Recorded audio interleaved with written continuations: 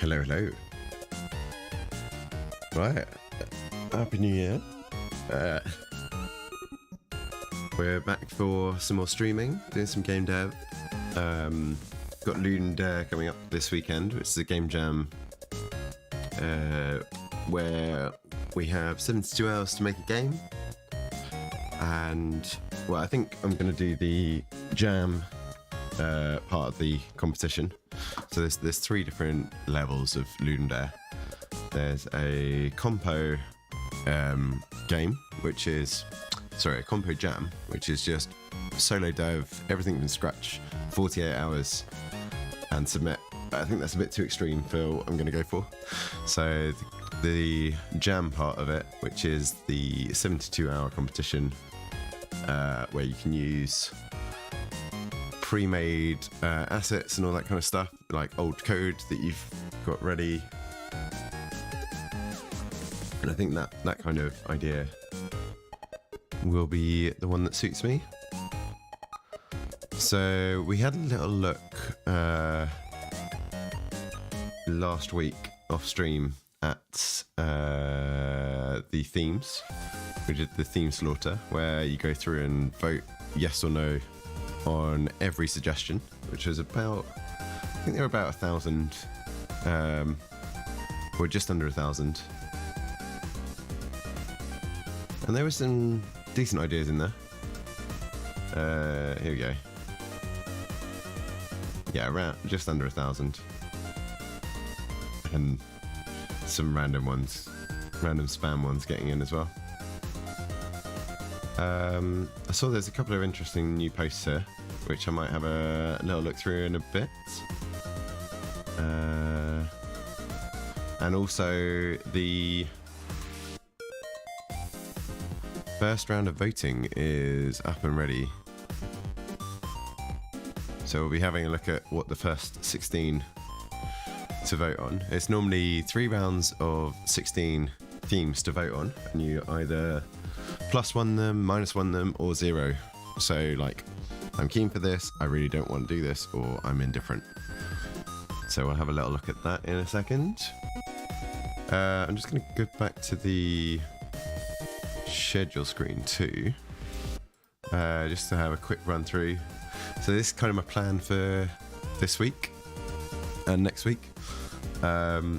Today and the next couple of days, just doing some prep around doing some voting for the theme voting, and also looking at setting up a template game project in Unity.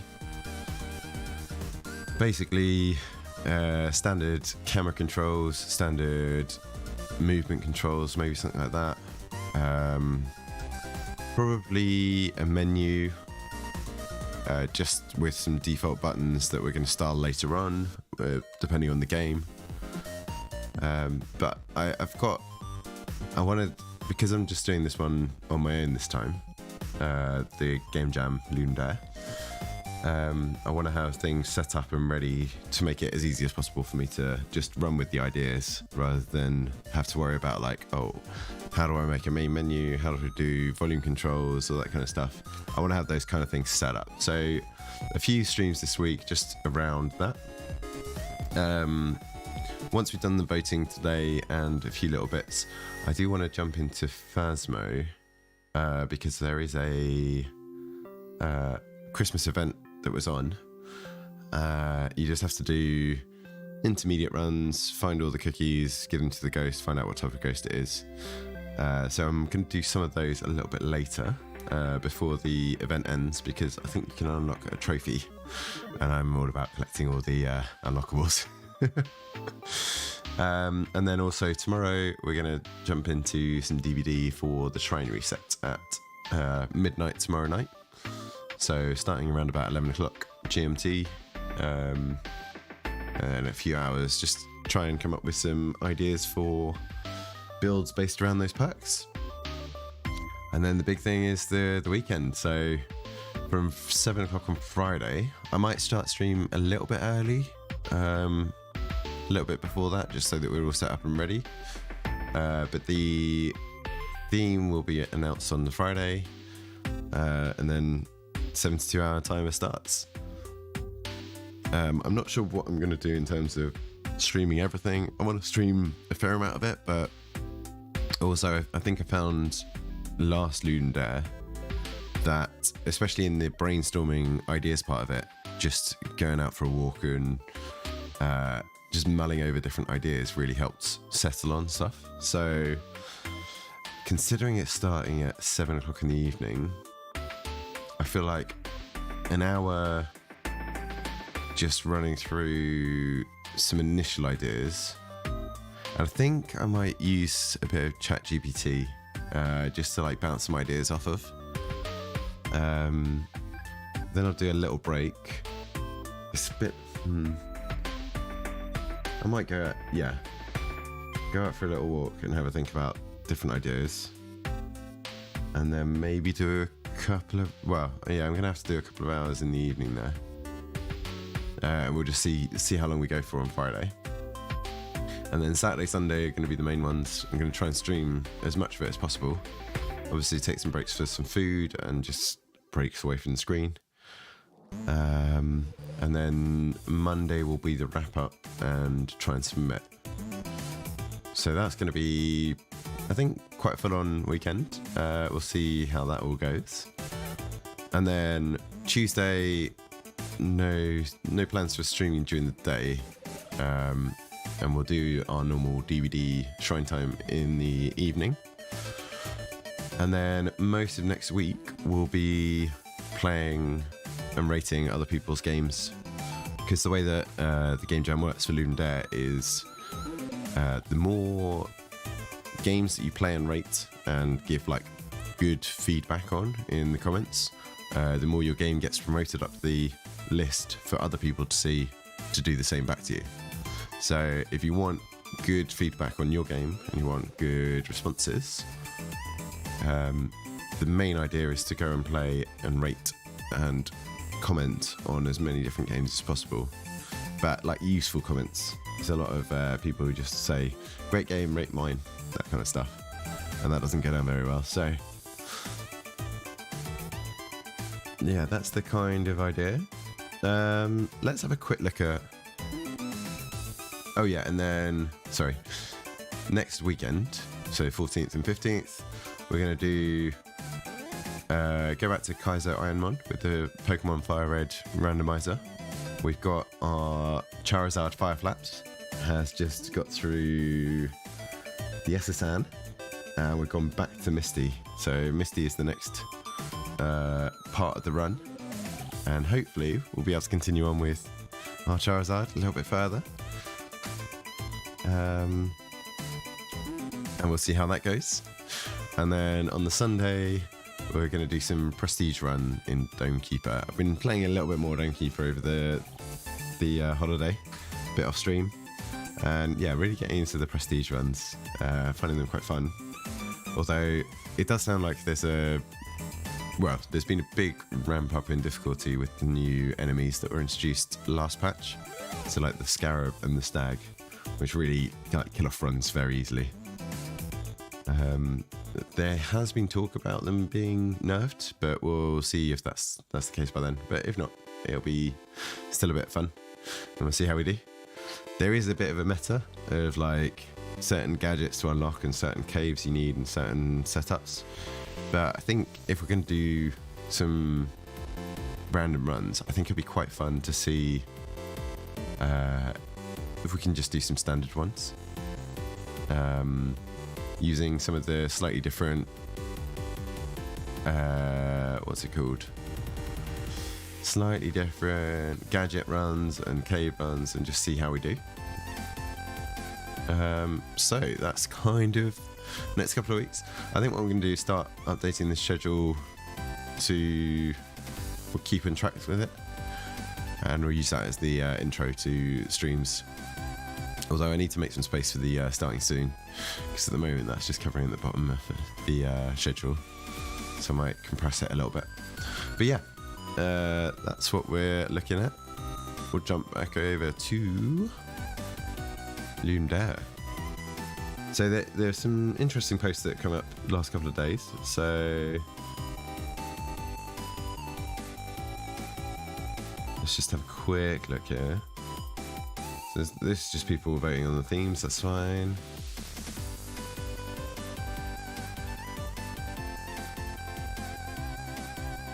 Yeah, 986 different themes this year.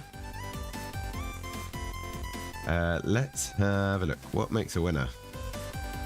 By Ozzy.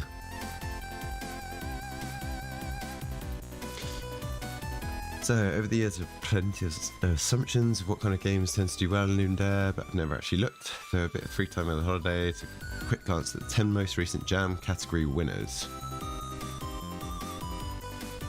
Some sizes small, not many conclusions, did interesting things. Not anyway suggesting try mimicking. Yeah, just team size doesn't correlate with rating success.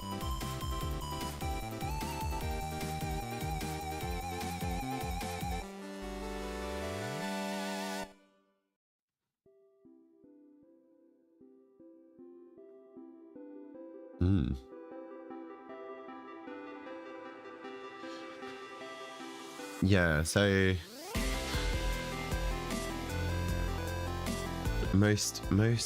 well, half of the games in the top 10 were submitted by solo developers, and the Jam instead of the compo.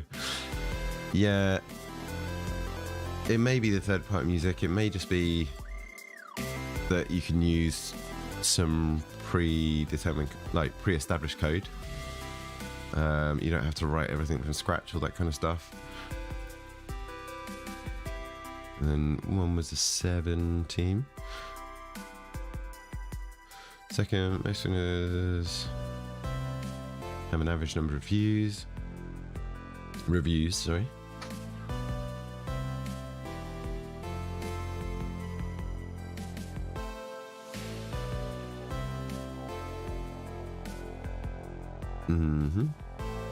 Puzzle games seem to perform well.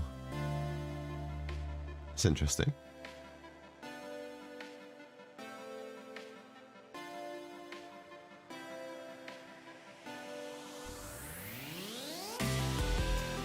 Most of the puzzle games are rather arcadey. Turn-based, event-based, action-based. Okay. Wow.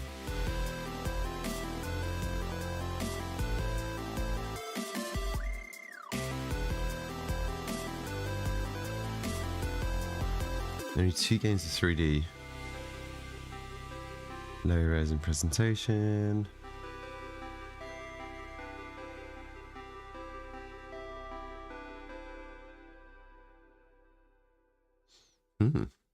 Well, that's good. We're planning on doing pixel art stuff, mainly because we've been getting familiar with Sprite. Familiarity with a twist seems like a winning concept. Most of the games relied on either established genres or popular games as their basis and had a small twist in the gameplay. Most of the games needed little or no tutorials. You got to the beef of the gameplay very quickly. Most section was Fallums. A few minutes to reveal its hand, but the twist was clearly good enough to elicit high ratings. Doesn't seem like the length of the game had much effect on the final scores.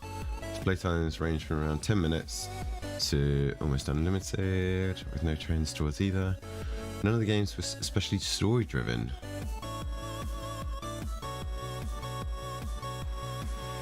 Strong correlation between high overall score and the rating of all other categories. Sounds of music mostly 8-bit chiptune. Interesting. Let's see what the comments are.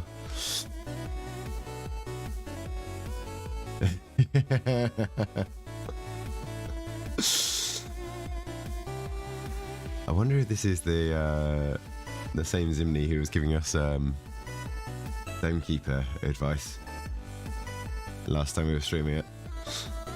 It might be. I'm pretty sure there was Zimni 11 as well. Puzzle games action elements done in pixel art by one person.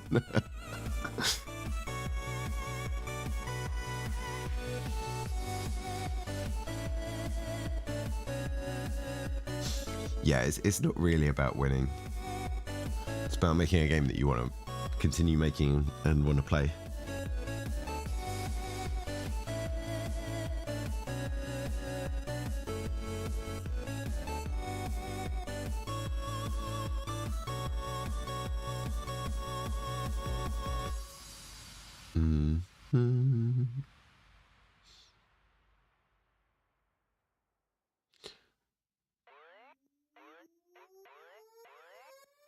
Yeah. Good ratings is luck. Luck in having the right people play your game.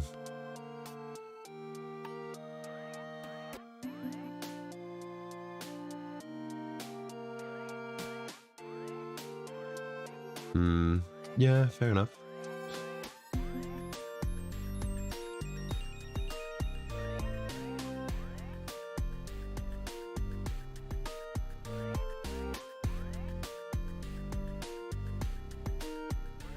Yeah, I'm not gonna figure out too much. Like, there's no point gaming a system for something that's not even got a price. Okay, was there anything else? What's your motivation for joining jams in general?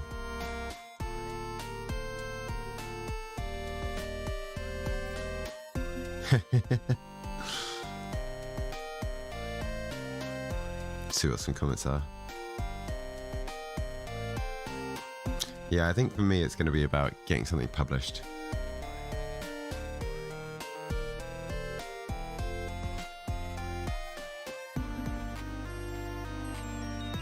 Nice, right, okay, let's have a look at the themes. Right, so what I did last time was me and my buddy were working on a couple of Trello spaces. So brainstorming, we had all of the different themes that were shortlisted, came up with various ideas in each of the topics, and then when it was picked as every 10 seconds, we focused more on that, and then came up with a shortlist. And that's how we got to King of the Ring. But yeah, we had every 10 seconds patching a leaking boat, feeding some monster, like a sneezing based game for hay fever, where you use like the sneeze to help with platforming and propulsion, that kind of stuff. And then there were loads of different ideas here. I've got no idea what 1 times 10 times 2 times was. Oh, because it's every 10 seconds. So every times 1, 10 times 10 seconds times 2.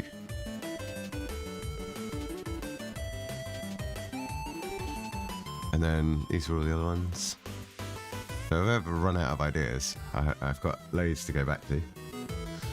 And then what we did is we narrowed it down to the design, what we wanted in the game. Had a look at some references. So this was all like ideas what to do. Then we did a progress board, which was, we put all the things in potential from the design, which we wanted to start doing. And then we narrowed it down to, so this was like a, if we have time, we'll add these in.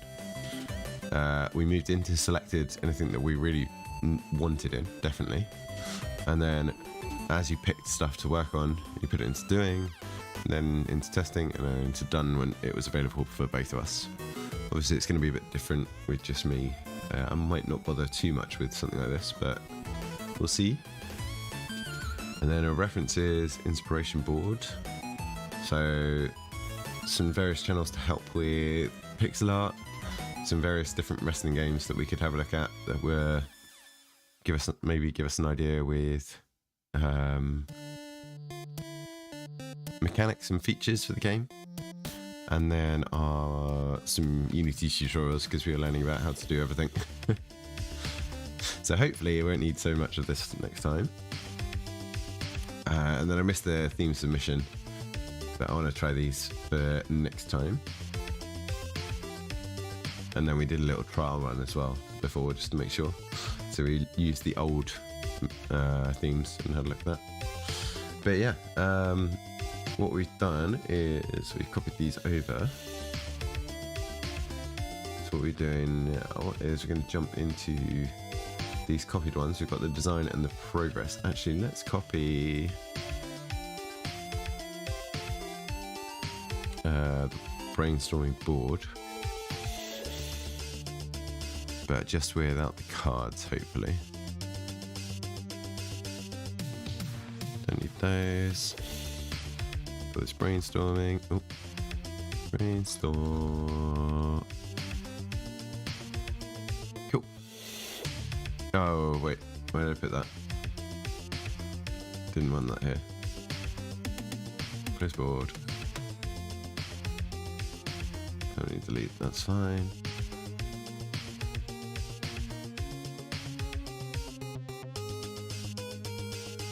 Right, this one. Actually, all we want is this sticky note board. That's fine. We can recreate that. So, new board. We're going to call this brainstorming.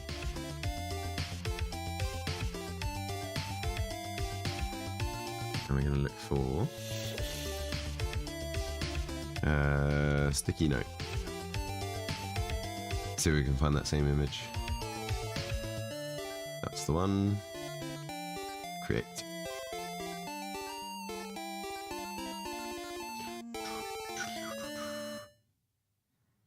Right, don't want this.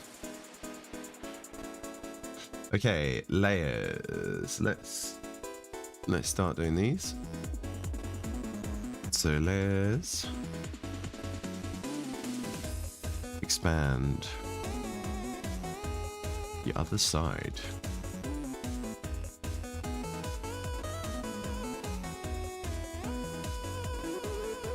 Oh, wait. Add. Summoning. Ooh.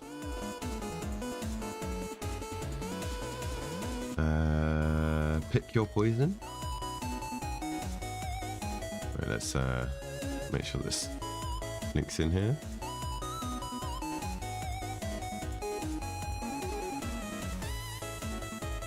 Poison.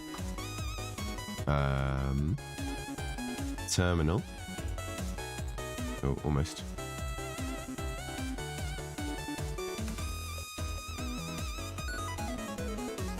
Harvest. Butterfly effect. Causing as consequences. Sequences. Shelter. Ancient. One tool. Many uses. Leave something behind. Ooh, comfort in the darkness. That's very cool. Companion. And folklore. Ooh, folk. Right. Well, we have an added benefit here of keeping our previous ones in the harvest, shelter, and is that it? I think they were in the previous one. So maybe we just copy our ideas across from there. I think we can copy cards across, right? Oh, it's Parasite. Did I see Parasite? Or did I imagine it? No, I imagined it. Use it or lose it. Split, mutations, corruption. Keep it moving. Harvest. Here we go. Copy list.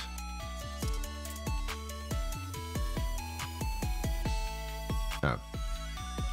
No. Okay, move list. Here. Move. Nice. Overgrown, ascend, duplication. Do we have ascend again?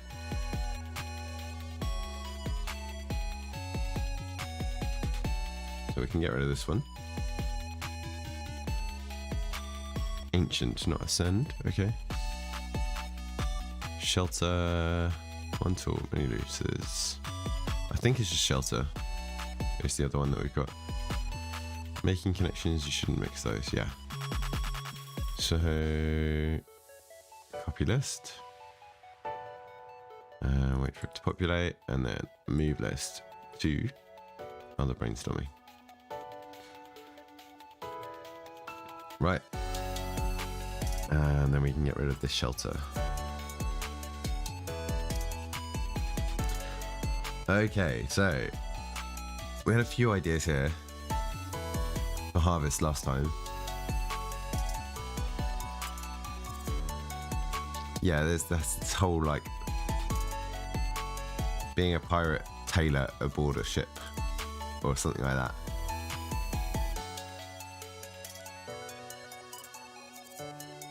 Or like pirates investing. And then there's standard crops, organs, autumn farm, tractor, Jeepers Creepers like a horror one, or corn mazes and stuff like that. Shelter, we had acid rain, waves, arrows, base building, civilization, something to do with shells maybe, and asteroid defense, and then like things that you could be protected from. So, what else can we do? Layers. Layers. So, clothing. Like mining slash crust of Earth or planet. Layers. Layers could be like a murder mystery. Layers of deception. Layers. Well, let's just put deception. Let's put bluffs. Let's edit this one, just be murder mystery. What else could you do? Layers. You could do cooking, like a cake. You could do onion. What else has layers? Laying a track, like railway. Laying eggs. Layers, there's a lot of options here.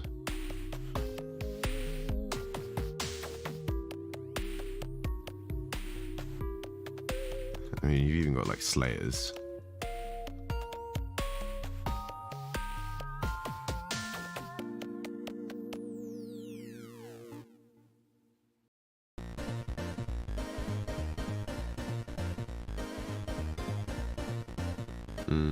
Yeah, you could have like layer cutting off the ass. It come back at the front.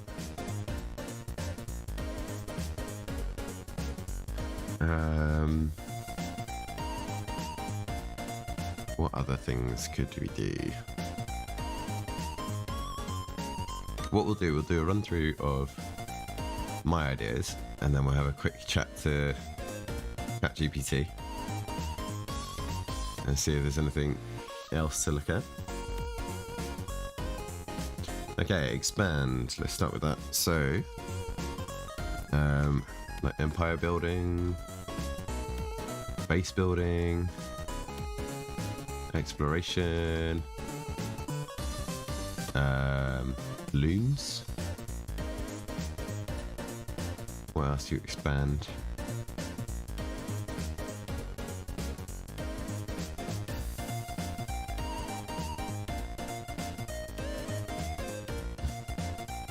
Character size changes.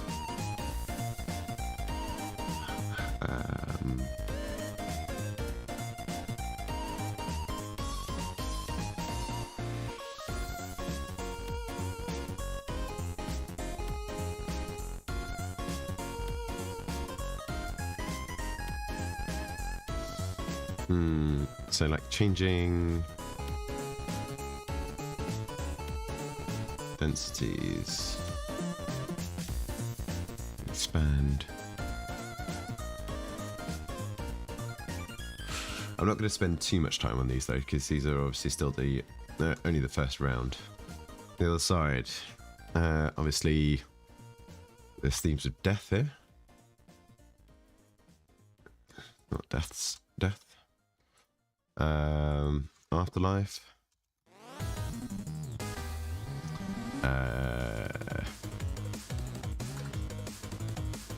Again, space. Like Dark Side of the Moon.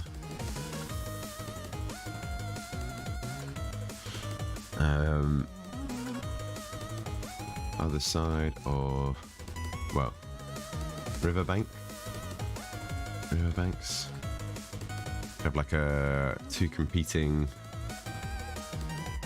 Is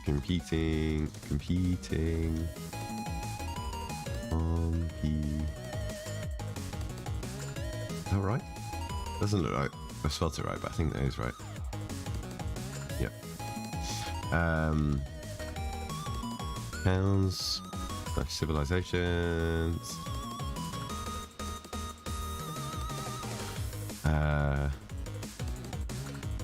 It's just two like team sports.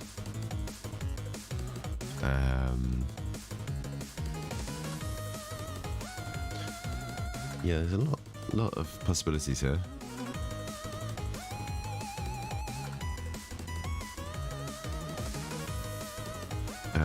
Playing a game from two perspectives, like hero versus villain.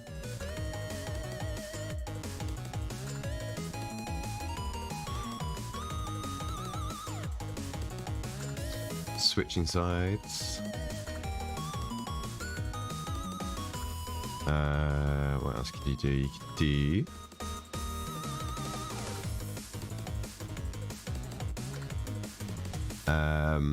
the other side. You could do some stuff like undercover stuff, operations.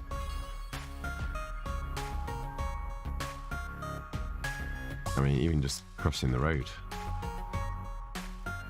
You could just say like, why did the chicken cross the road?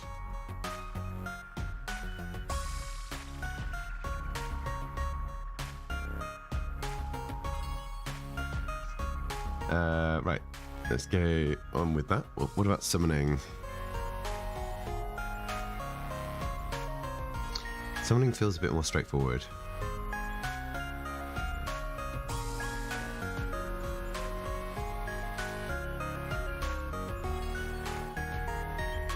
So again, it's just like calling pets to you, conjuring, creating. It's going to be magic based, isn't it?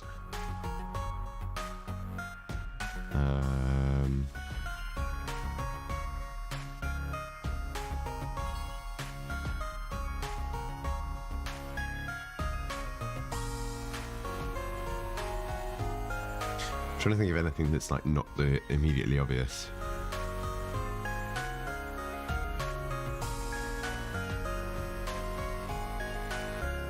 But no, let's move on from that one. I'm not so fussed about that at the moment.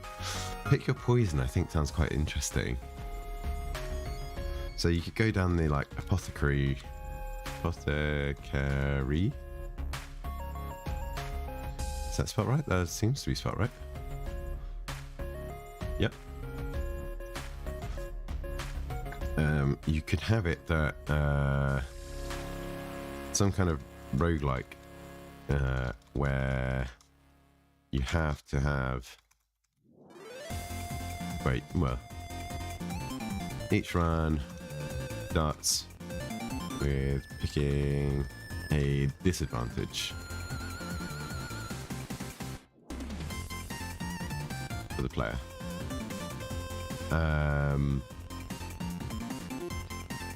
obviously like assassination.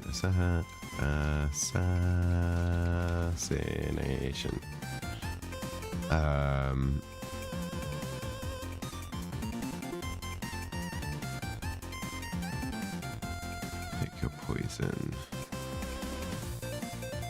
You could do something like a snake identification game.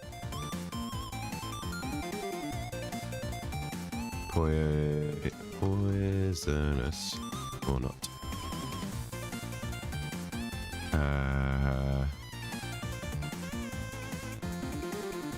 Like a matching game.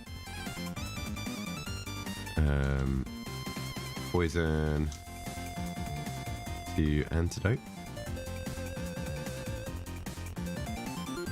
What other things could we do here?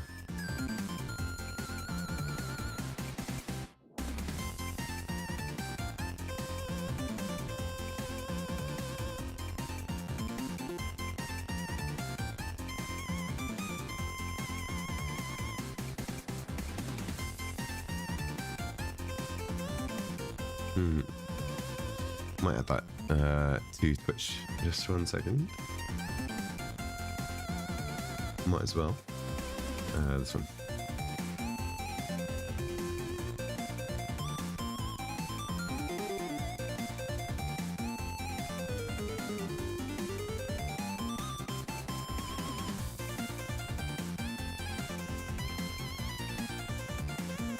Oh, I can only have 10 tags. Let's get rid of thankness because that's over.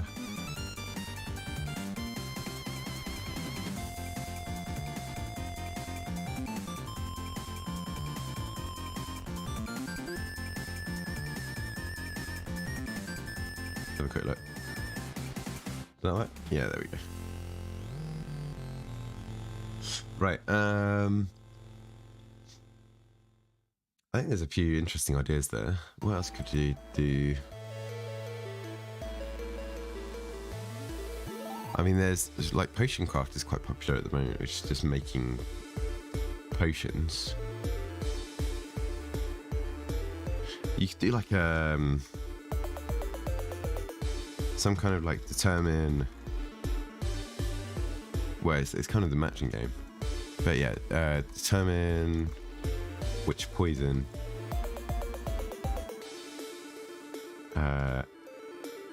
has been used. I suppose it's like crime solving. What else?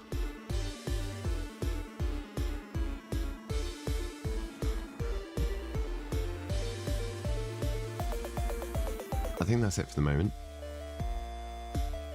Right, terminal. Terminal, you have like transport. You have airports. You have health related. What else? Terminal. Computer terminal. Well, like command prompt is interacting with the terminal.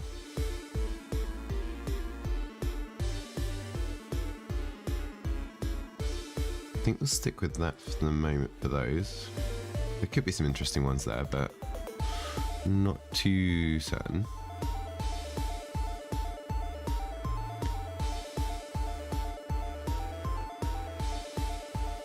Right, how many more have we got? It's 16, isn't it? So still quite a few. Butterfly effect. I mean, there's the standard butterfly effect, right? So it's like, what are they called? Rube Goldberg. Is it Rube Goldberg? Is that how you spell it? Yeah. Came up with these crazy machines that, like, one thing leads to another. So you could have like activate things in the correct order. Each thing goes on to affect other bits later on. So it's kind of like What was that alien invasion game called? Old Flash. Old Flash. Alien. Game. Nope, not Hominid. This one, The Visitor.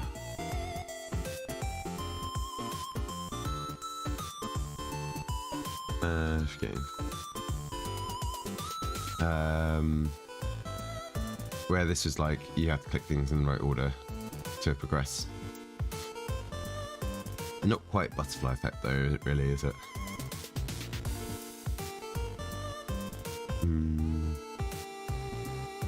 Basically, you're looking at chain reactions. Yeah.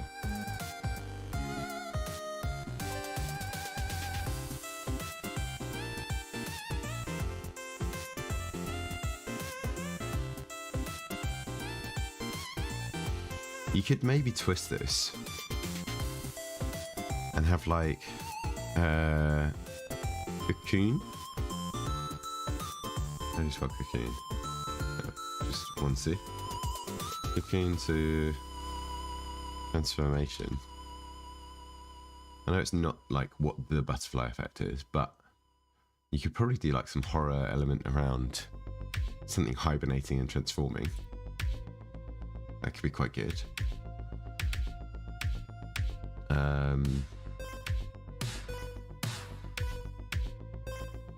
Obviously like butter flying.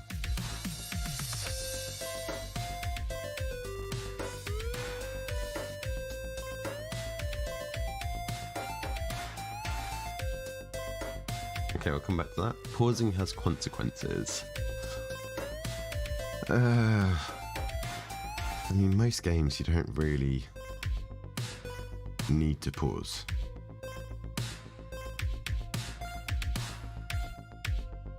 So I think rather than pausing being like a negative impact, the main thing for this I think would be like inventory management. Like, how would you get the player to pause?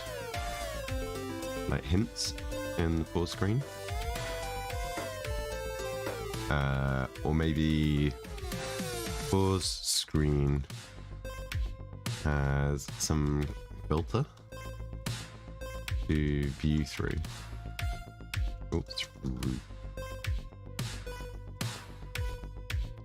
Pause doesn't stop gameplay. Pally.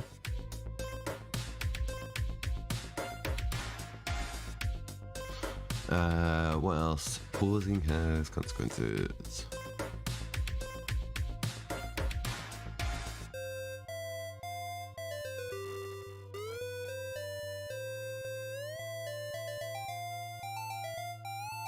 Because like if you did things like pausing takes away life or HP, then people are good enough to play games without having to pause. Especially like small flash games, you wouldn't need to pause.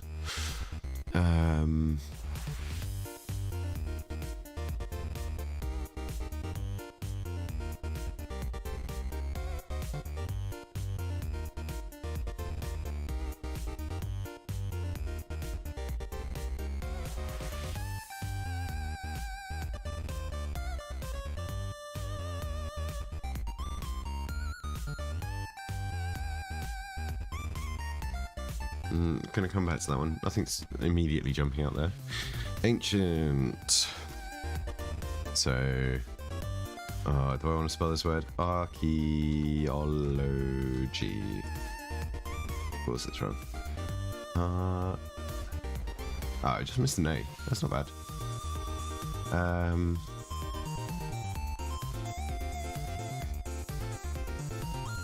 Maybe deep sea.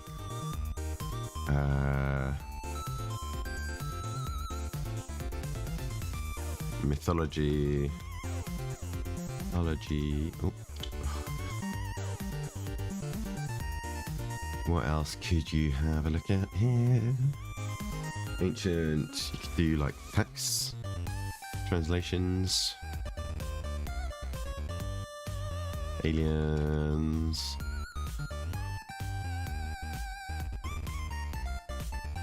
I mean, it could just be like Roman, Egyptian, Greek, ancient Greece, I suppose. Aztec. Oh.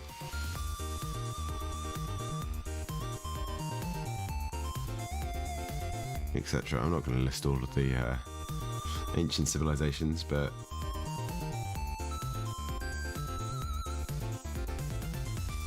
team exploration, kind of moving a little bit too close to, what's that game? Forewarned, which is about like exploring mummies, tombs and stuff like that, which is looks like a fun game, but don't want to edge too close to that.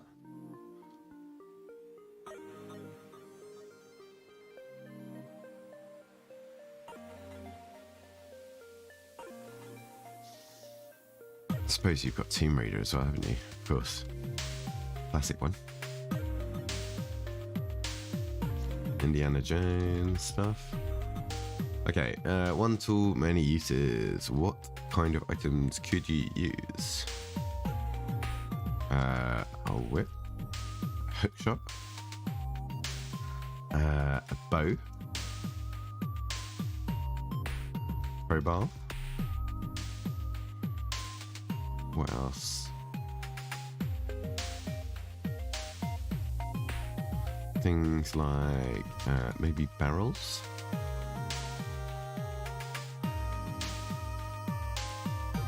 Boxes. What else? One tool, many uses. I mean, we can come up with another, like something that's not actually something.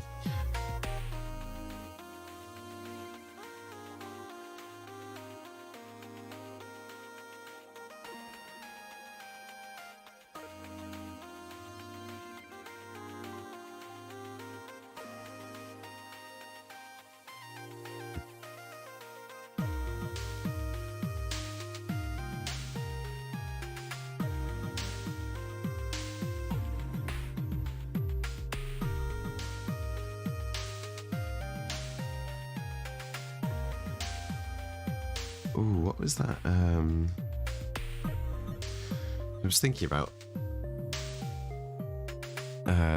the Way of Kings, the fantasy book. The magic in that is quite interesting.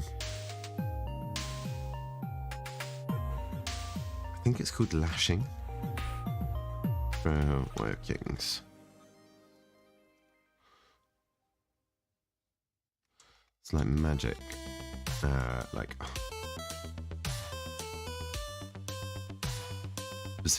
specific elements. So like ice magic in particular, you could do for a few things. What else could we think about? Not sure we're going to come back to that. Right, 4 left. Leave something behind. What was the last jam to be?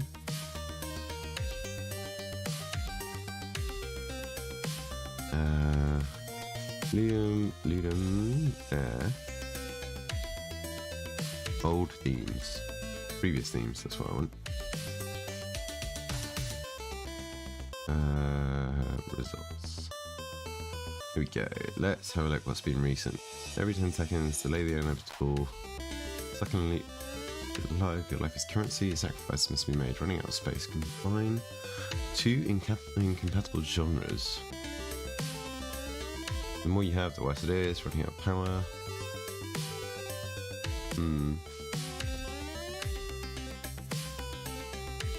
They're all quite random.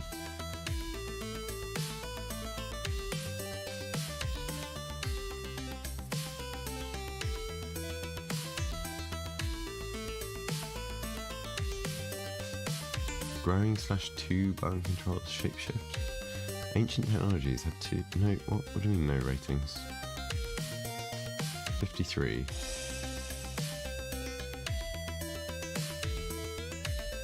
Oh, it wasn't available. I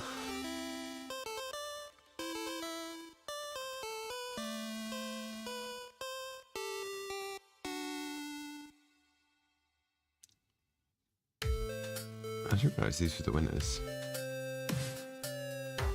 I wonder if... Let's have a quick look. This... Ludum Dare 51. Results.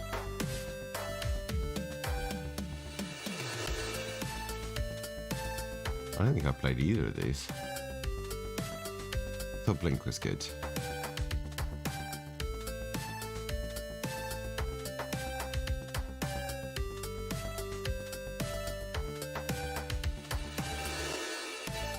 Yeah, it's supposed to scan a Sombra.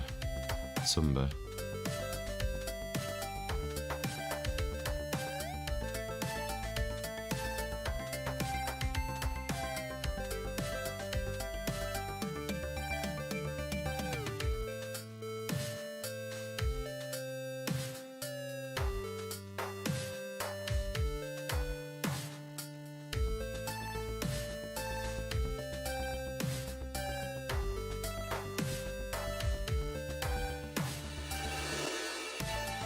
Might have to give this a try in a bit.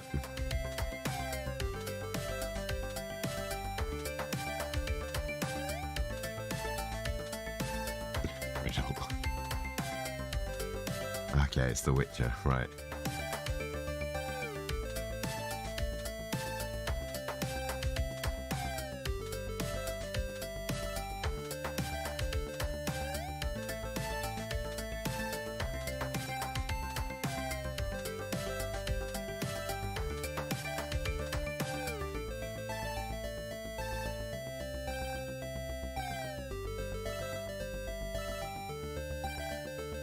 Let's have a quick look at this.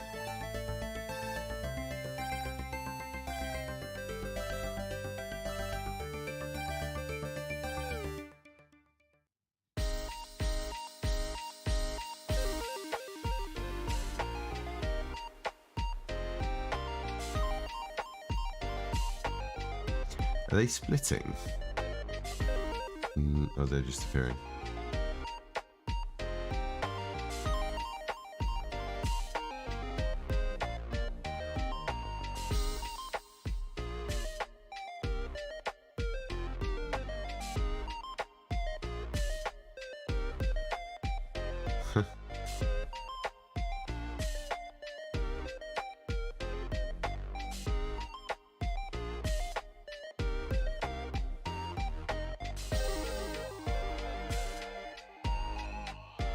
That's pretty cool. Note of Raya. Raya.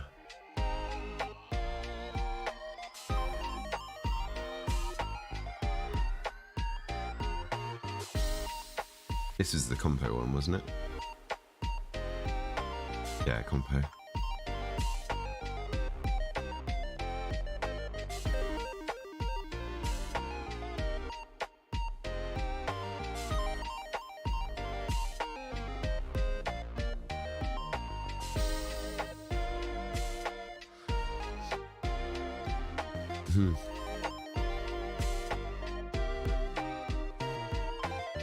Is this just one person as well? Yeah, nice.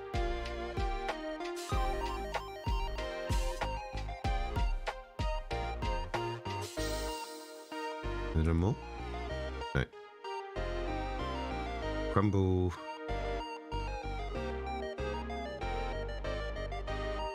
Made it onto Steam. I'm assuming this is the same game.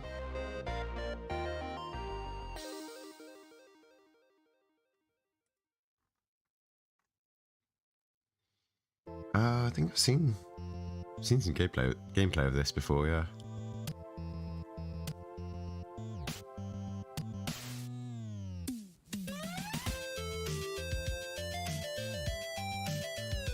Let's start with the jam. Wow.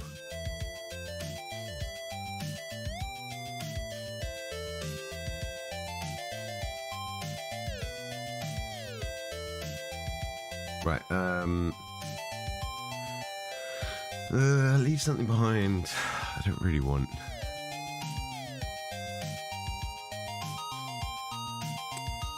What things can we think of here? Home Alone.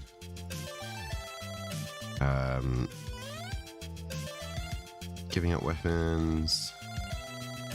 Weapons, resources.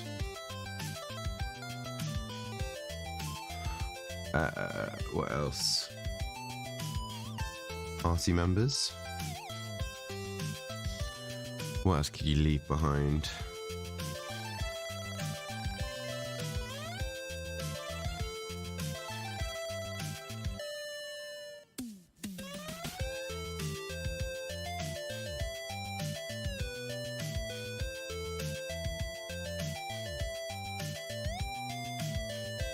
No, I'm not going to put a lot of effort into that one.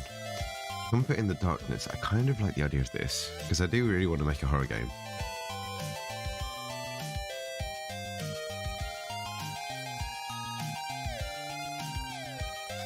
So maybe some kind of like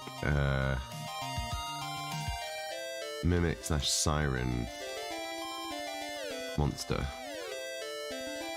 that tries to lure you in.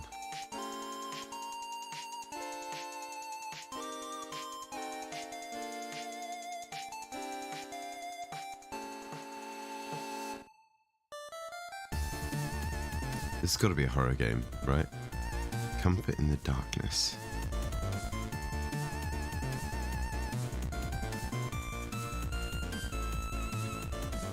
I'm not too sure.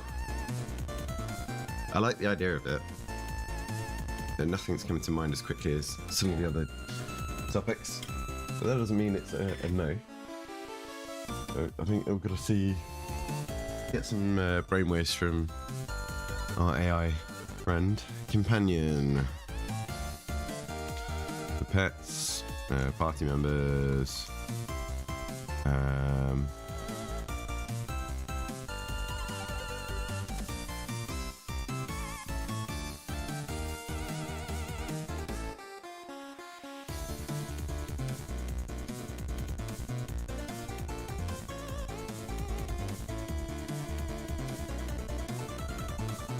AI. Not too fussed by that. Folklore, this could be loads. I think with this, we just, if this gets picked, we just look up some folklore. Lore, podcast.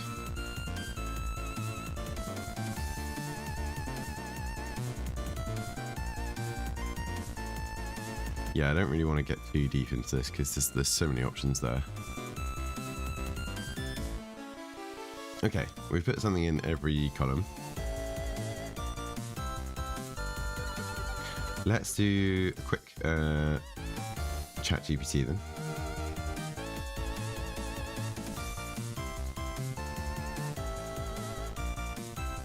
Right, chat GPT. Might have to sign in again though. Yeah, just do this on another screen.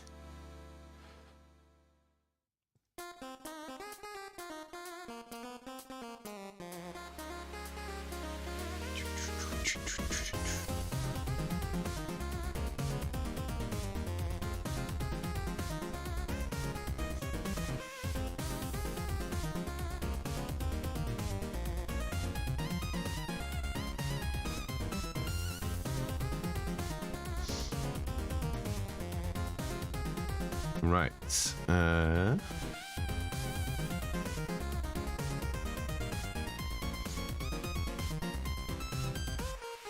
Can you help me come up with some game ideas based around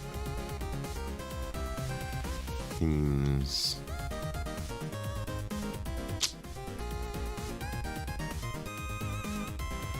Let's just prompt it first, and then here we go. Harvest. The first theme is harvest.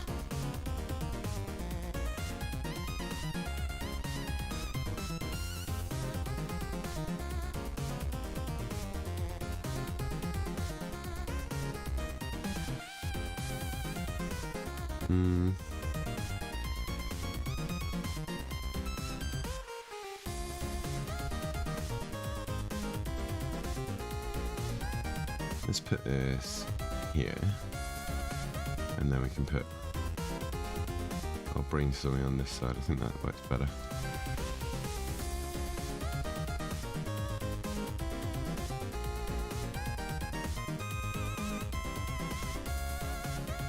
I mean, Harvest Moon is an actual game, so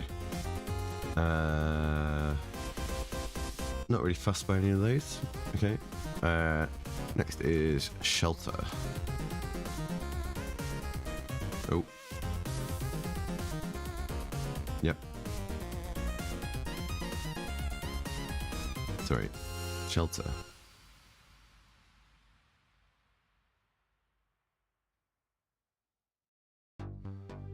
Best cost as well, scavenge resources. Shelter from Storm. I'm gonna add that in. Storm Shelter. Shelter Island. Manage economy, survivors, building shelters.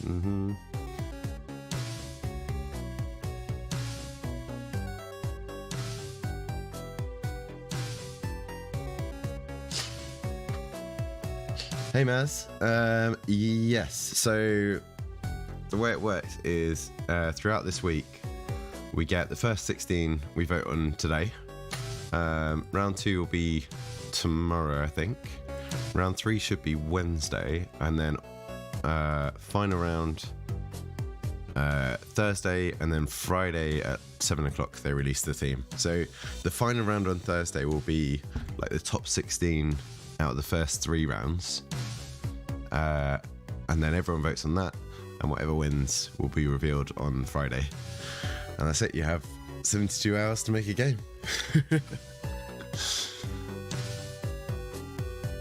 So I'm just running through the ones that have been announced for today's first round of voting, and we'll see how that goes. But obviously 16 different themes. I don't really want to put too much time into coming up with ideas, so we're just going with some quick ideas here, and we're just having a little look at what ChatGPT can come up with as well. I'm tempted at the moment to see if like doing some proper pair programming with ChatGPT when it actually comes to the event, but we'll see how it goes. So how about a theme of layers?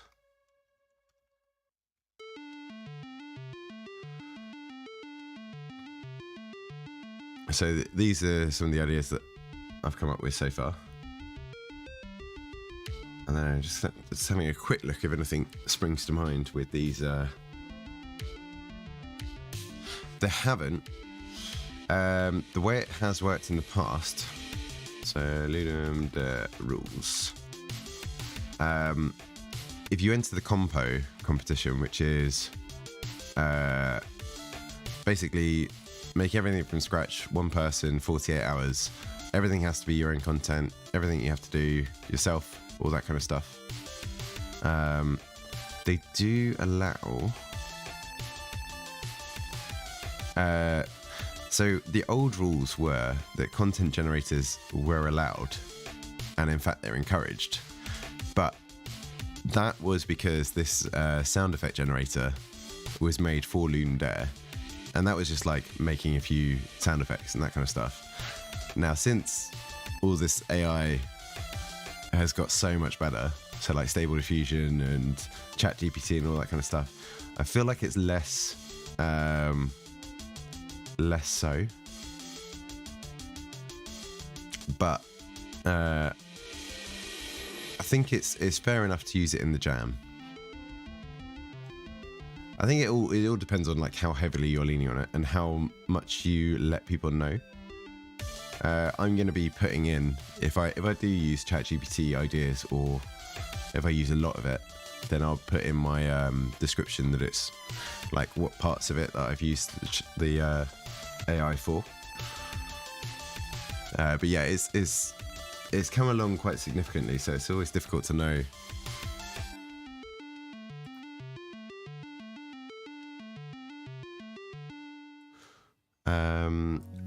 I wonder actually if there's anything new on. I mean, I think you'd end up with a lot of like really good games, and there'd be. It's very varied. Like, I think there would be some stuff comes up a lot, but it's very easy to come up with something unique, I reckon. I'm just gonna have a quick look on the forum.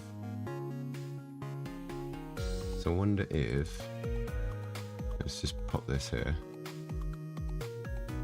So this is the Ludum Dare Discord.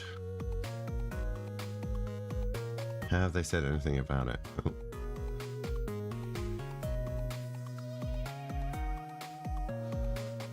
General chat.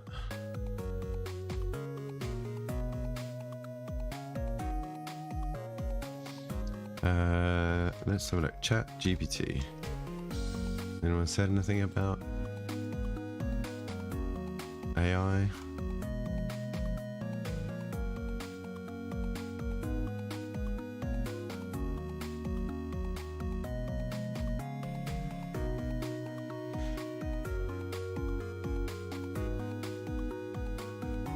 Yeah, so AI doesn't count for the compo.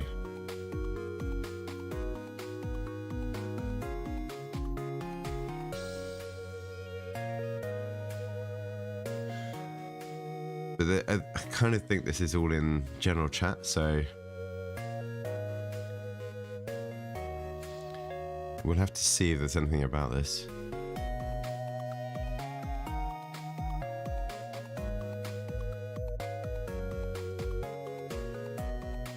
The thing is, it's kind of, I feel like, well, personally for me, I don't mind using ChatGPT because I think for my next couple of games and in the near future, I'm going to be using it loads. Like, there's no reason not to.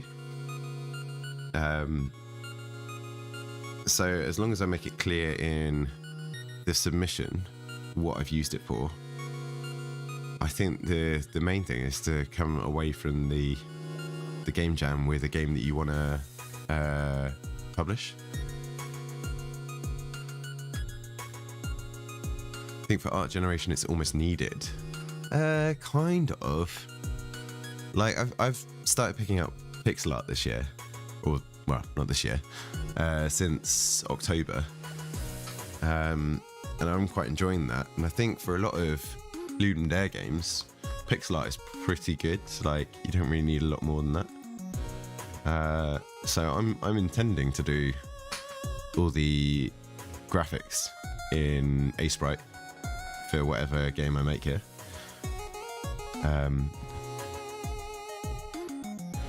Yeah, I guess it kind of depends on what type of game you're making. It would be, I suppose it would be good in terms of like features and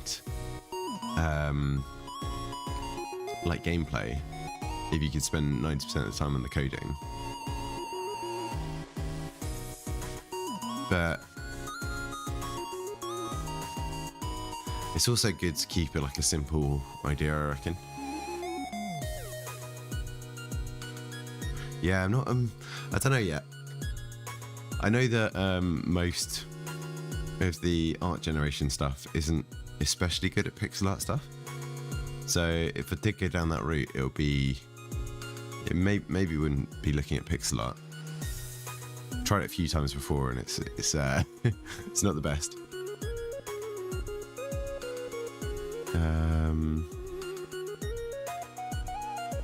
Yeah, I don't know. I think I'll just see how it goes. I'm assuming there's going to be a post about AI sometime soon, because there was one last year to say like what they're thinking about the rules. Is there anything here?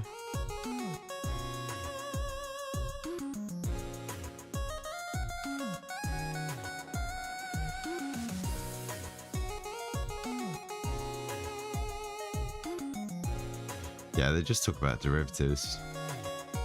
But this was last updated a year and a half ago. So this was before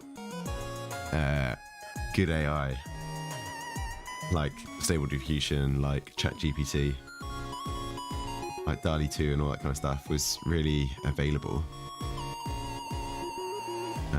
Ludum Dare rules AI. Let's see.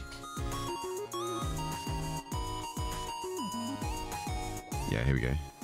When was this? 11 days ago.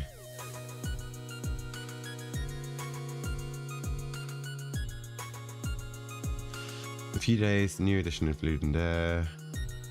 The appearance of new ways of generating code, etc. Will there be some indications in this new edition in the compo format?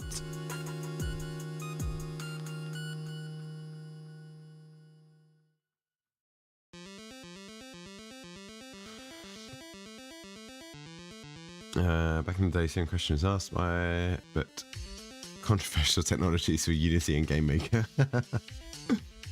I mean, yeah, it's just new technology. Like, ultimately,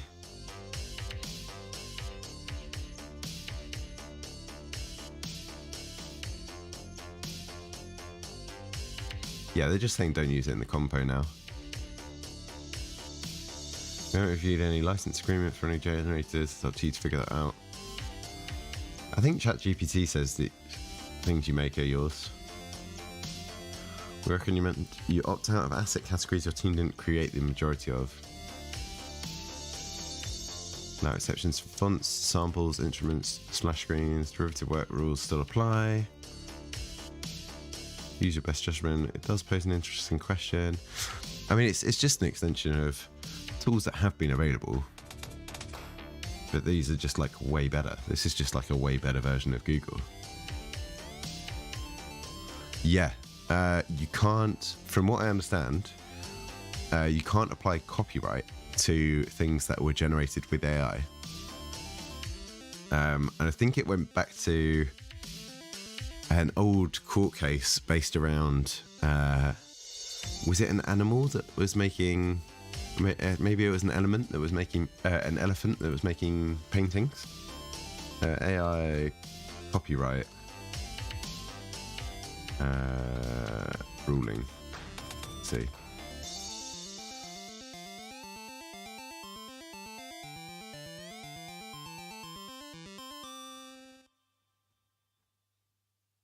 AI art can't be copyrighted. I think that's fair. Like, if you're using something like this to create your stuff, why should you have the rights to stop anyone else doing the same?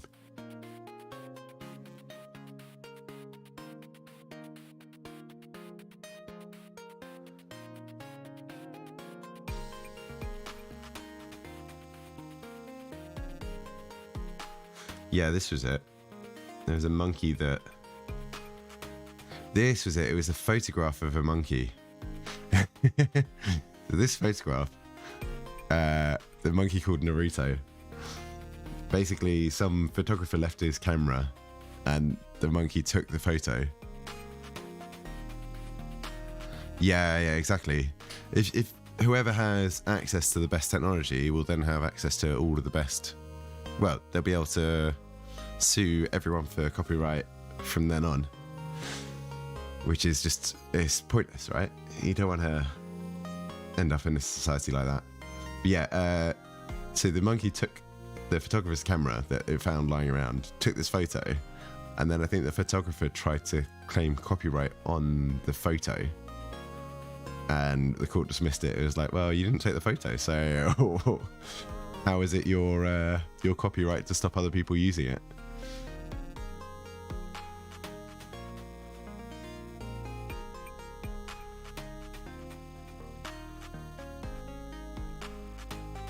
Oh wow, okay. The court case was the other way around, actually. The court case was Peter taking the monkey side and saying a book posting the monkey's image should be the monkey's copyright. Right, yeah.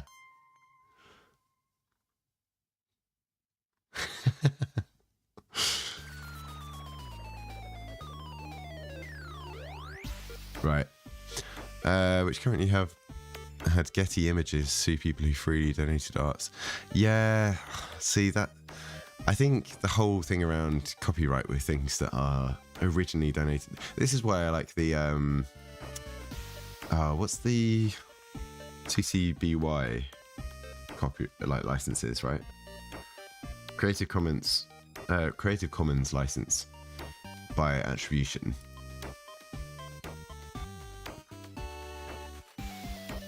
So the whole idea of like if you give away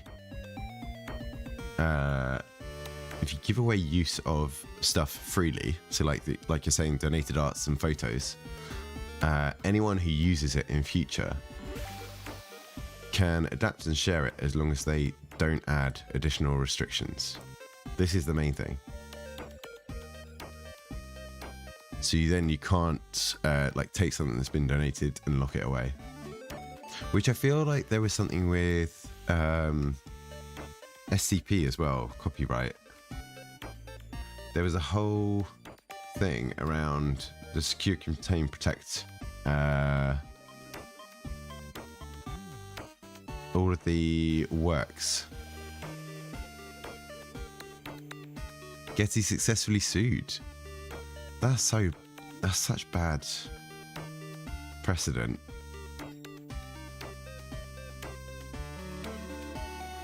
That's I hope that there's an appeal against that.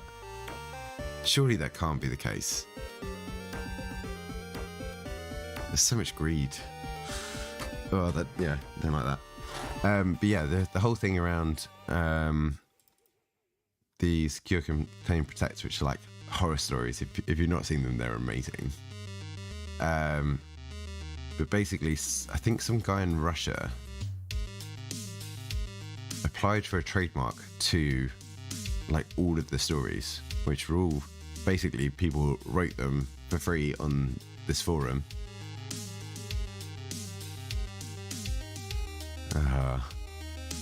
Didn't seem like someone who could afford lawyers.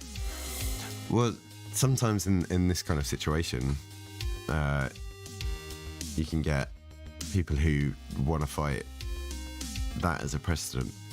So they might take it up as a case of being like, look, this is not something that can go on in the future.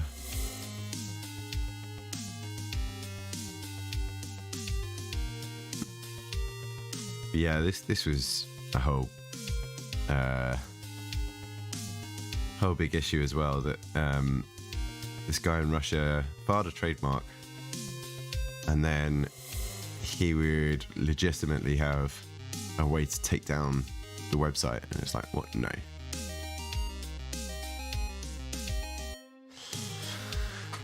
See that as well. Like Wizards of the Coast, they've got a fair amount of money for it. I know a lot of people just use free versions of D&D stuff, but if you go after royalties for homebrew campaigns,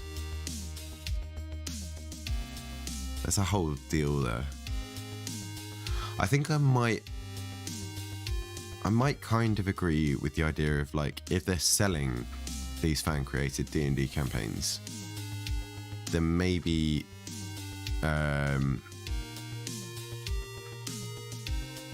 have some like, well, yeah, but even then, you wouldn't want to pay royalties on something like that. I think as long as in the campaign you can't have descriptions of how to play the game, maybe that might be alright.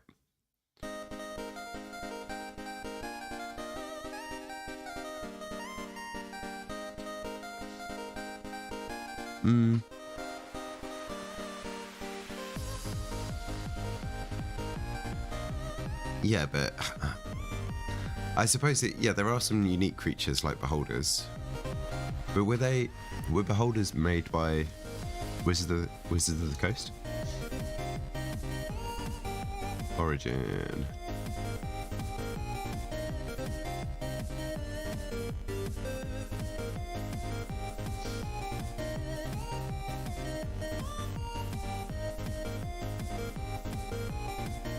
Yeah, so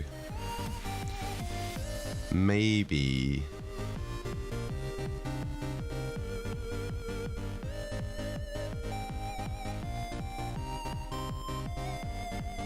yeah, so it's saying one of his friends. It's a very unfortunate surname. I'm not going to say it. But yeah, there's always going to be ideas of similar creatures. So I guess if you're using the exact creature, then maybe. But again, it's such a grey area. And also, doesn't trademark... Isn't there some like 50-year rule on stuff like this? Or is it? Because I know that I feel like Mickey Mouse is about to be Mickey Mouse trademark expiring. I feel like it's about to, yeah, Mickey Mouse enters the public domain in 2024.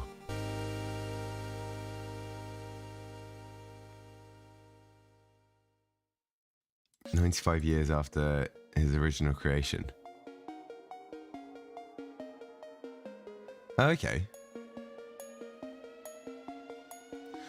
But, like, people will start making derivatives that will be similar to. And, yeah, that's fine. Yeah, it's going to be interesting to see.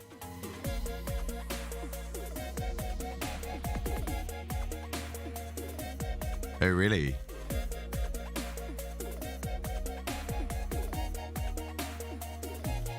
Yeah, it's going to be interesting to see, because Disney isn't a company that's known for allowing people to use copyrights and stuff like that.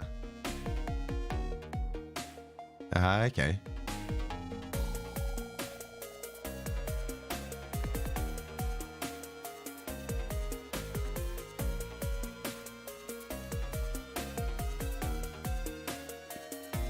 I think a couple of people are going to try it, but most people are going to be like, I'm just going to avoid it and see what happens first.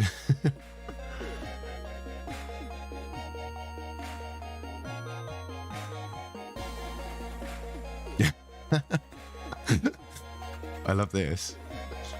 A Winnie the Pooh horror film. Blood and Honey. That sounds incredible. Sees Pooh and Piglet go on a bloody rampage of killing after being abandoned by their old friend Christopher Robin. Oh my god.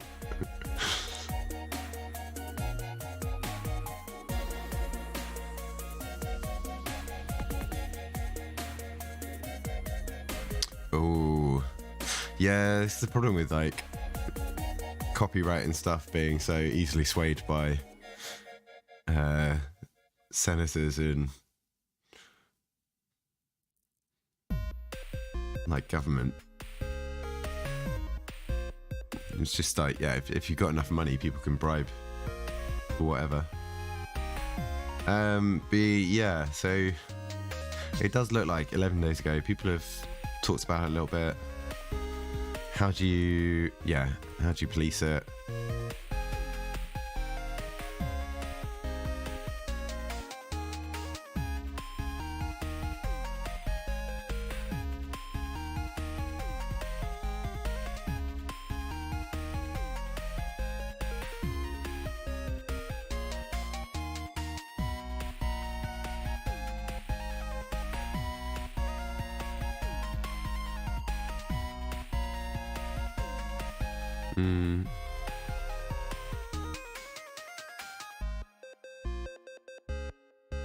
Yeah, considering that they used to promote using the sound generator.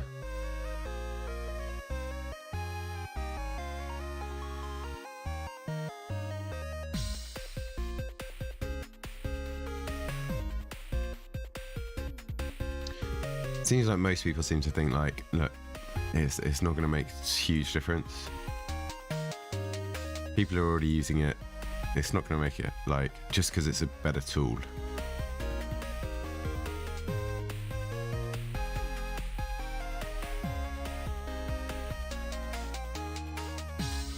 we'll see. I think I'm gonna use it for this competition, but I'm gonna make it clear in my submission.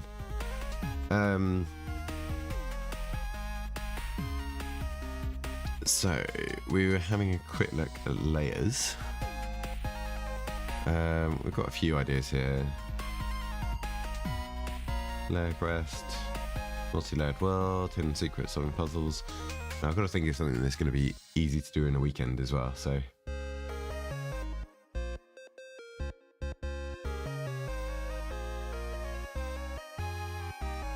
layer shift, puzzle platformer.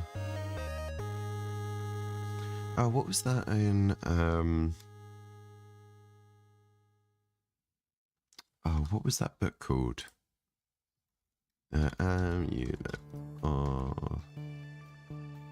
What was this book trilogy? Bartimaeus.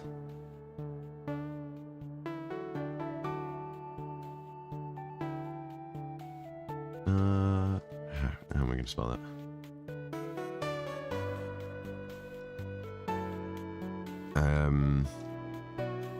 Layers of vision. So there's an idea in this book that I read when I was younger that like magicians, well, it wasn't, yeah, I suppose they were like magicians. It's all about magic and demons and stuff like that. But I'm sure it was based around like they could see on different planes of vision. So you could have like layers of visions on top of each other, and looking on different layered filters, you see different things.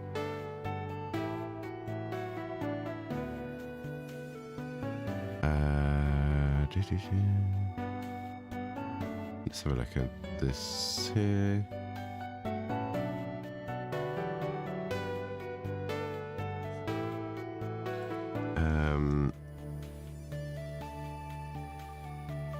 Layers of vision. Let's see.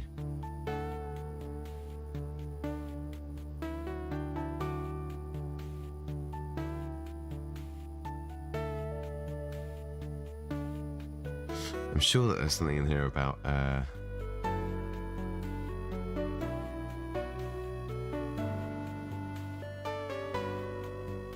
different realms. What is it? Great spirits, the planes. Maybe the planes.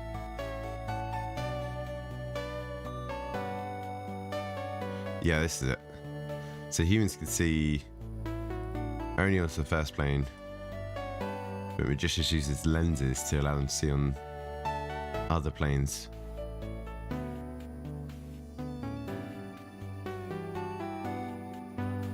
Let's put a little like link into this, because that could be quite an interesting idea.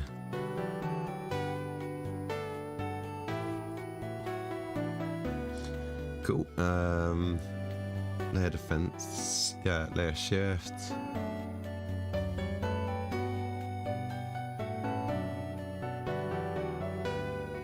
Should have something where you have to line up. Line up objects to view solutions. You have multiple like layers of pixel art that, when you align them correctly, give you a clue or give you some answer. That could be interesting.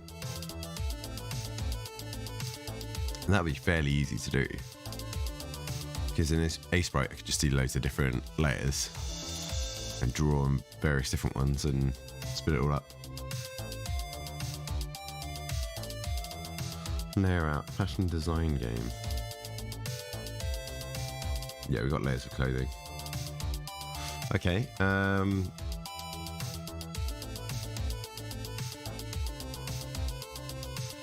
I just say, will it work with, if I just do this? Yeah, oh brilliant. Yeah, so we've got empire building, base building, expand or explode. Okay. Expand your mind. Yeah, knowledge. Knowledge is a good one to have a look into. Educational.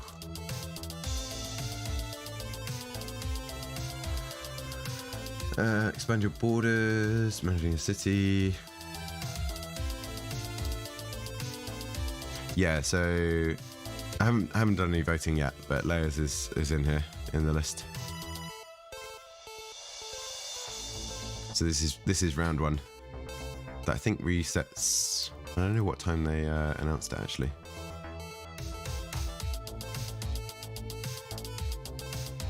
I wish they had like proper timelines on this.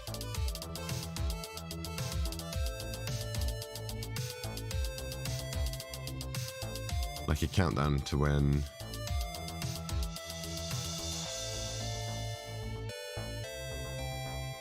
round 2 opens.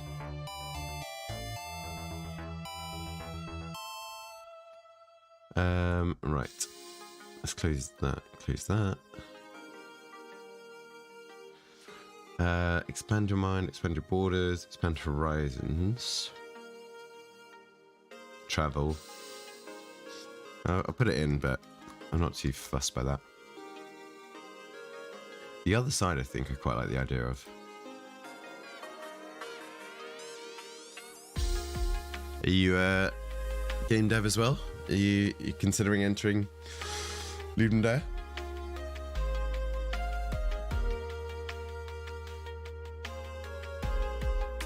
Other side of the coin.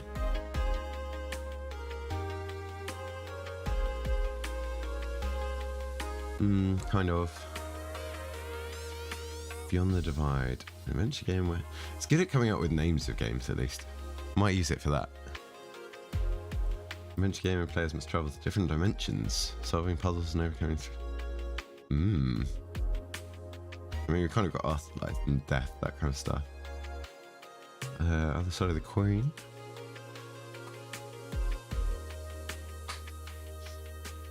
Thinking about maybe entering a game jam this year. If you want to get more comfortable with Unity first. Yeah, that's fair. Well, there is also on Ludum Dare. Yeah, that might be rough. Or are you saying you already have a handwritten C++ engine? Because that could be interesting. Oh, you have hunks of. We still need to finish off. Yeah, that's probably a bit much to do over a weekend. But yeah, Ludum Dare does now have a third entry category. I don't know if they're still talking about it here. But yeah, there's the compo, which is 48 hours solo. There's jam, which is 72 hours with teams if you want. And then, at least last time, there was the extra, which is 3 weeks. Unfortunately, after 3 weeks, there's not a lot of people still around voting and playing games. But yeah, you can see that there's a few extra submissions here from previous events. Let's see. Featured event. No. Can I go here? Ludum Dare 51. And go to games. Results. Games. And if we have a look at extra. Oh, were there no extra games at all? There were definitely extra games. I'm sure I saw some.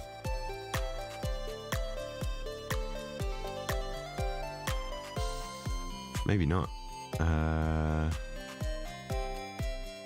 Games here. No, maybe not.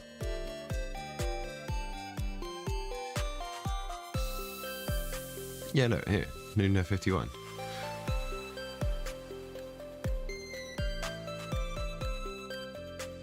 In the big global game jam. No? What's that one?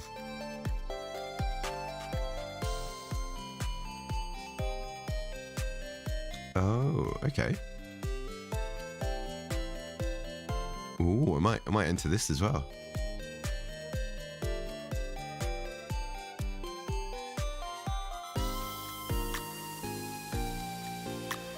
the only one I've done so far, like my first jam was the last Ludum Dare 51. And I made a game called King of the Ring, which I did with one of my mates, which an updated version is here. So the original submission, there's a link to here, but basically it's like a Royal Rumble with cards, playing cards. I don't think I'm capturing... Am I capturing audio on this? Oh, it sounds like it. Let's just pause that a second. So it's just, it's quite simple. Little like wrestling arena. And you can like pick people up, throw them out the ring. There wasn't much to it, to be honest. But the whole idea is get as many people out of the ring as possible without getting knocked out yourself.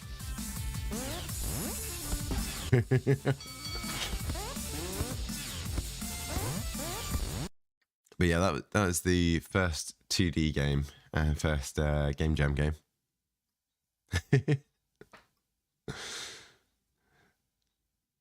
Oh yeah. There's a lot more that we could have done with it. We had ideas of like,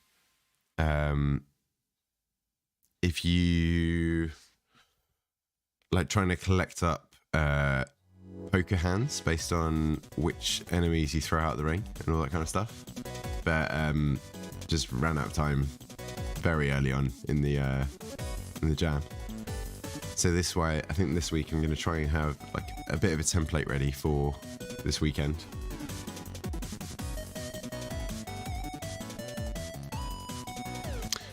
The theme was every 10 seconds.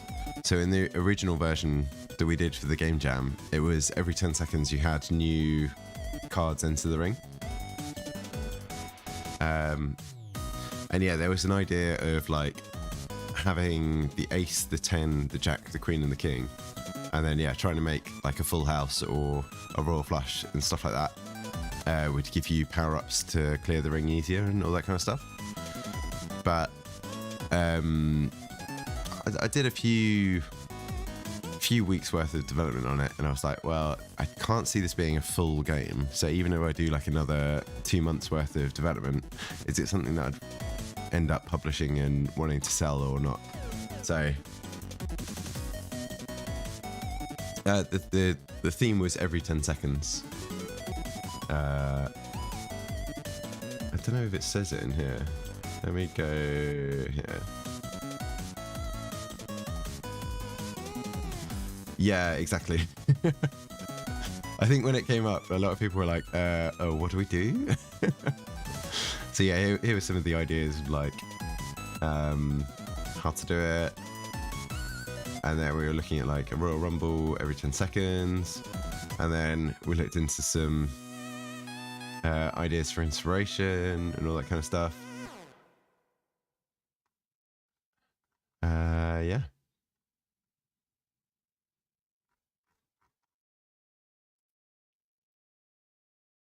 Where is it stats? Oh, I think that music's just finished. Let me just have a quick look. Let's go for some game chops. Yeah, where did the theme...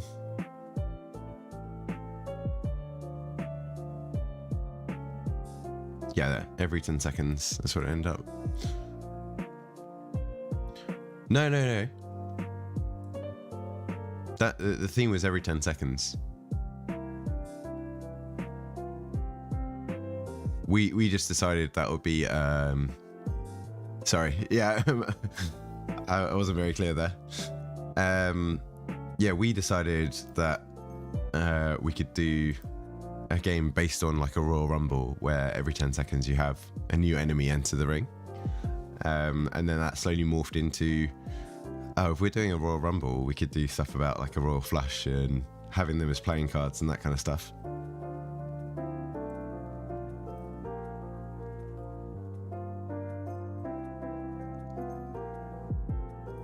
I might have a look at this actually, because it will also give me a hard deadline for development of whatever I do for this Ludum Dare.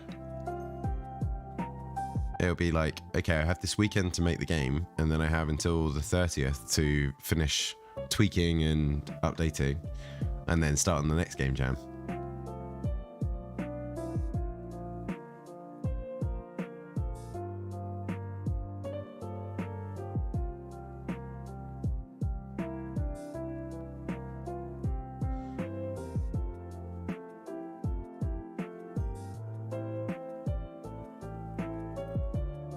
Announcing globally at the same time on the 28th of January between 9 and 10 Pacific. Okay, so that would be like afternoon for me.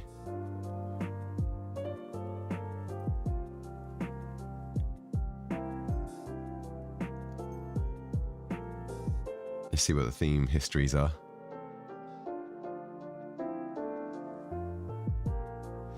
What's been duality, lost and found, repair. What home means to you.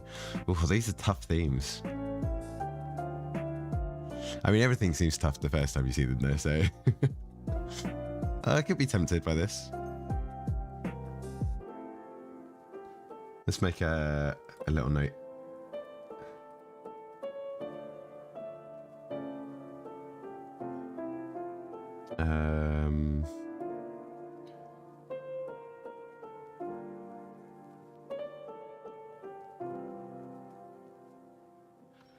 What's it called? Global Game Jam 2023 30th Jan to 5th of Feb.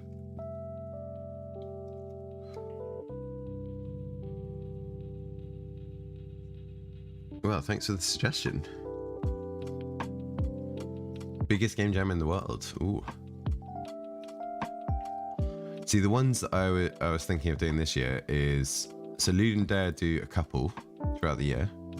If we go here, they've got a few lined up. So we've got the one on the 6th, and then 28th of April, and then 29th of September are the dates that have been set so far this year. So there's a few around there. And then there's also the one that I wanted to do this year was GMTK Game Jam.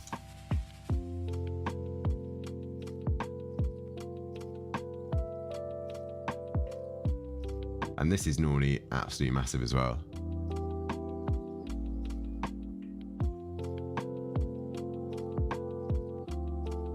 So this one was around about mid-July. So that would probably be quite a good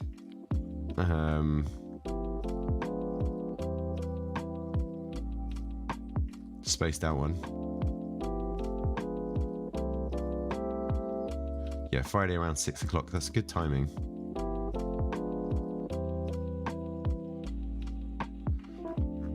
So maybe this year, I think, what's that? That would be,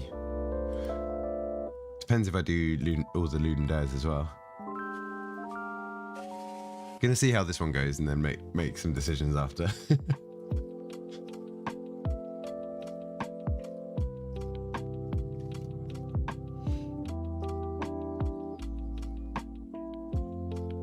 Right, so other side. That's quite cool. Other side of the mirror.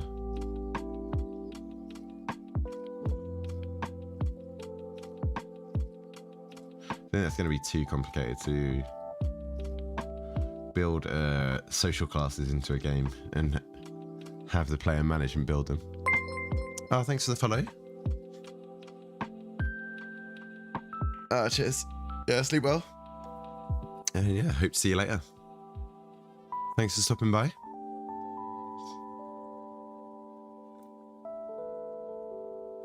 A puzzle game where players must use reflections and optical illusions. I mean, I might just dump that all into this one. Let's just call this a ChatGPT one. ChatGPT.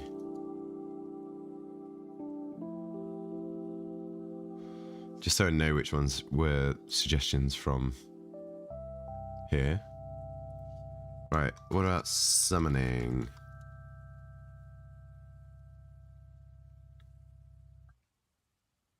I mean, Summoner's War is a game.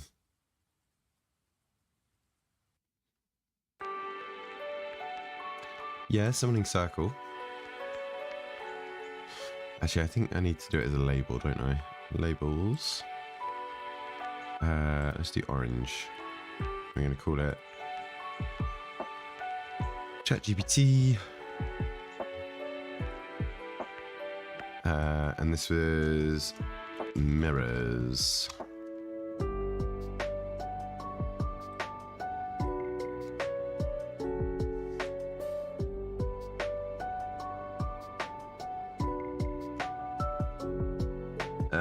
Summoning Circle. Get the runes and rituals. Ritual. Right. Labels, ChatGPT.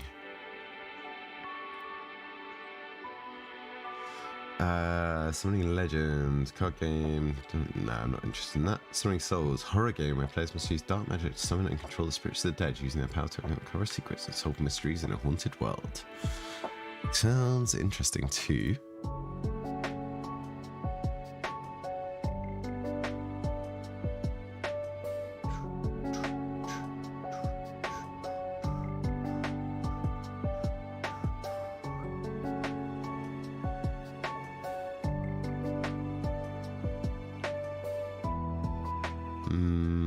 Maybe not. Summoning Realms, simulation game where players must build and manage a magical. No, not interested in that. Pick a poison terminal.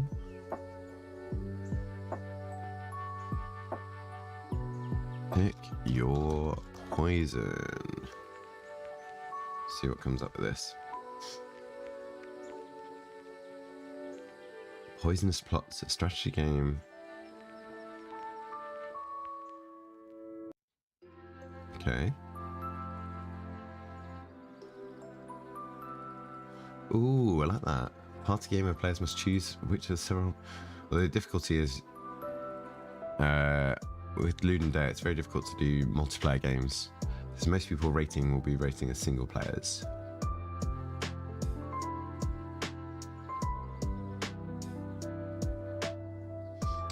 Yeah, this snake identification game, I didn't think about that. It's supposed to, like a plant identification as well.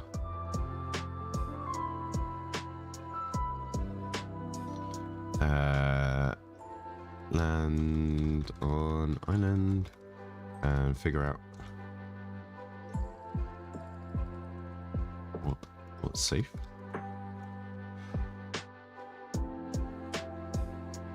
Pick your poison. Role-playing game set in a world where magic is powered by imbibing potions. Ooh, I do like that actually.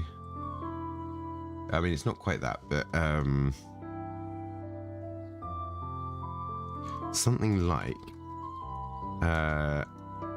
in Hunter x Hunter, where the Nen had to be pick power up, but offset against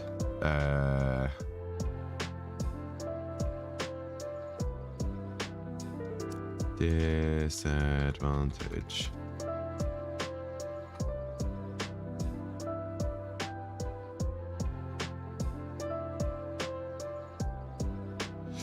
Poison Passages. Puzzle game where players must use their knowledge of chemistry and toxicology to safely navigate a series of chambers filled with deadly gases and liquids, selecting the right tools and equipment to avoid poisoning and reach the end. There could be like some chemistry based.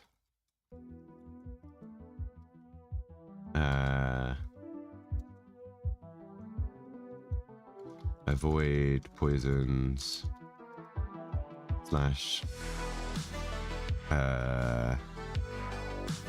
disrupts opponents.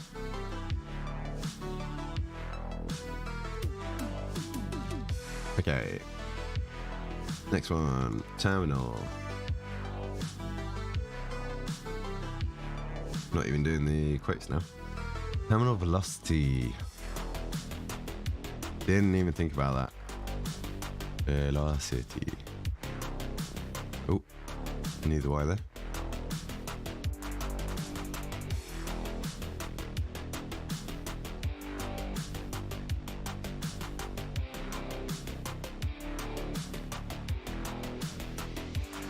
I think I'm going to put the ChatGPT label if it's where I've actually taken the whole idea.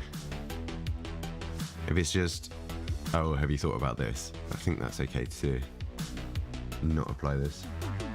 Terminal illness. Yeah, we've got health in here already. Terminal rush. Airport running smoothly. We've got terminal world.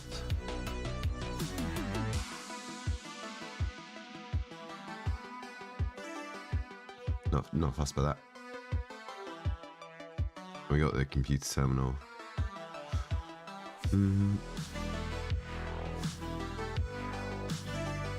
Okay. Butterfly effect.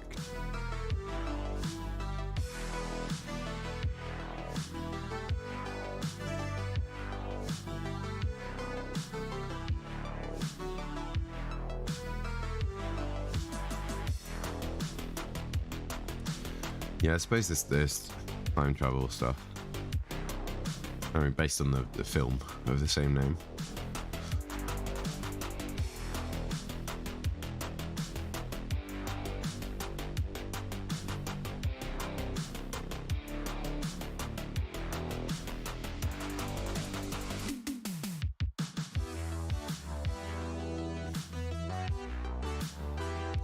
No, nothing too great there.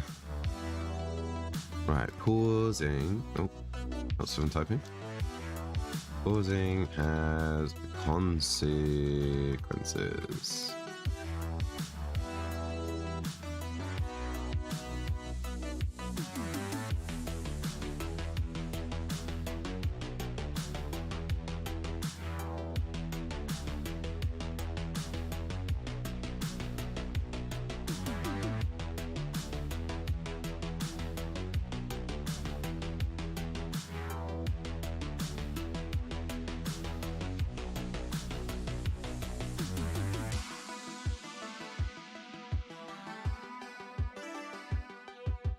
Yeah, so like pausing allows queuing up inputs,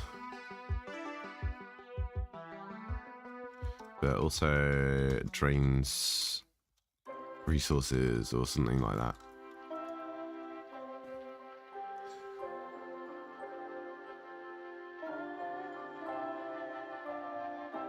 Pause and pay, a puzzle. Okay. Ancients. Oh, where am I typing now? Where does that come out? No, it didn't type anywhere. Okay. Ancients.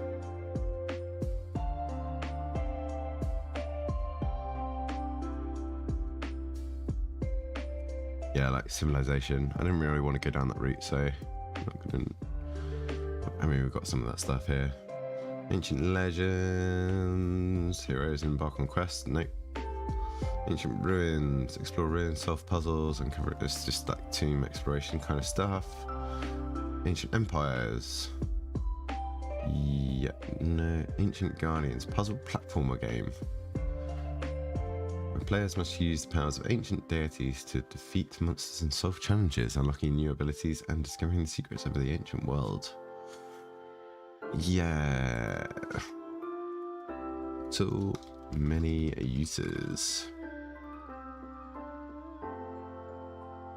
Almost there. Swiss Army knife. One tool, many worlds. One tool to rule them all. One tool, endless possibilities.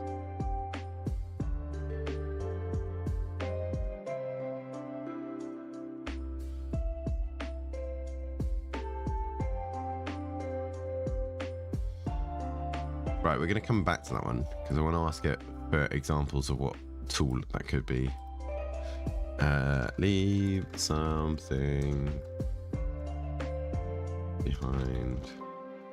I think what I'm finding here is also 16 is too many to really care about. Like, by the time I've done the first few, these last ones, I'm just like, well, let's just get it done now.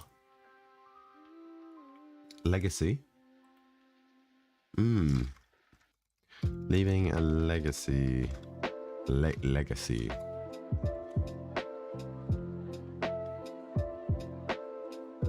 Ah.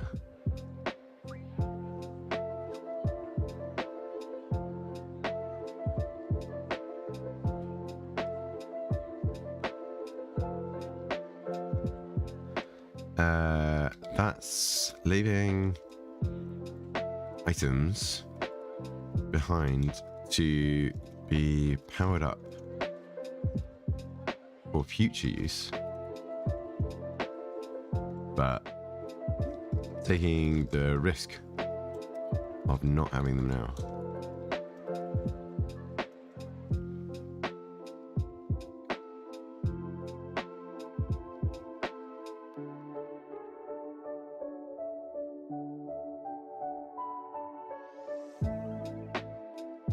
The last one is a bit morbid. Heritage. Build and manage a family business, deciding what legacy to leave for future generations.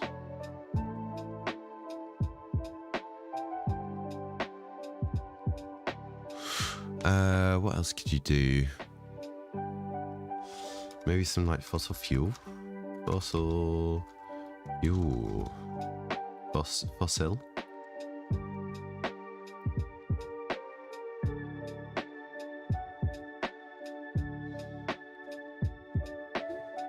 That still looks wrong.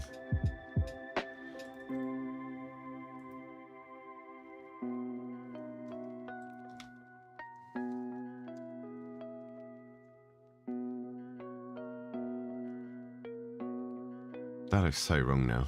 Is that really how you spell fossil? It's always the way if you... I do like this idea.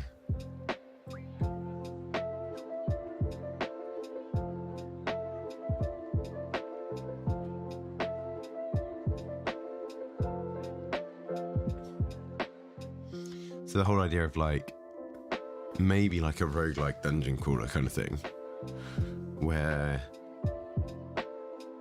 if you leave something behind for like training or stuff like that, then it can be more powerful for later runs, but you run the risk of weakening your team too much or weakening your person too much for the current run.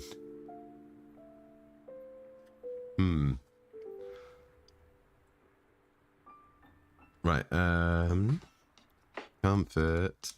Oh, comfort in the darkness. It's a cool theme idea, but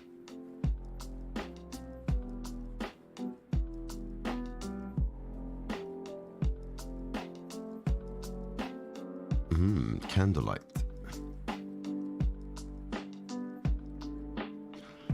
Keep it burning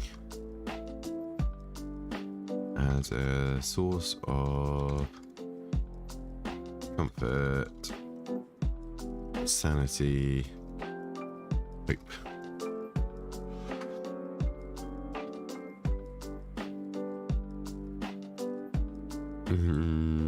Not interested in doing inner thoughts and stuff like that. Comfort in shadows, stealth game. Yeah, I don't really want to do. I mean, there's stealth game / hide in shadows. I'm not a massive fan of that, but obviously, yeah, light in the dark.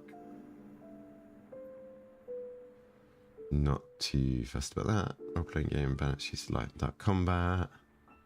Yeah, let's move on then. Companion.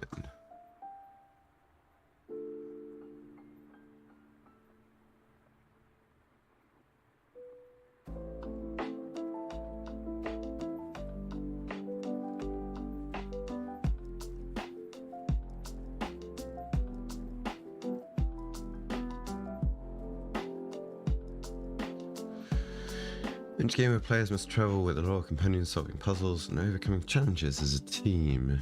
Boring. Simulation game where players must cultivate and care for a garden. No. Narrative during game, players make choices to interact.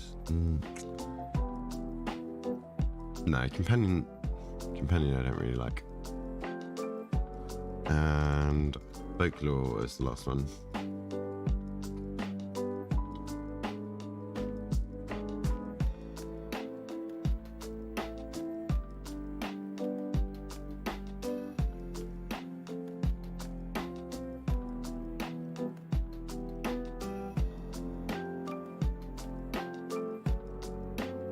Right, Folklore Legends. Role-playing game set in a fantasy world inspired by folklore and myth. Yeah, simulation game, manage a town. Folklore tales, a puzzle. Maybe like play as the creature. Krampus is obviously very... Wait, is it with a K or with a C? I think it's Krampus, isn't it?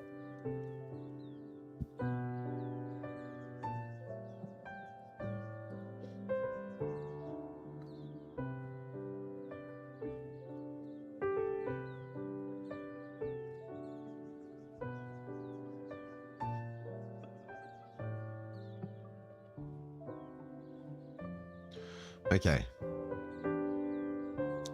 And then for one tool, many uses. For one tool, many uses.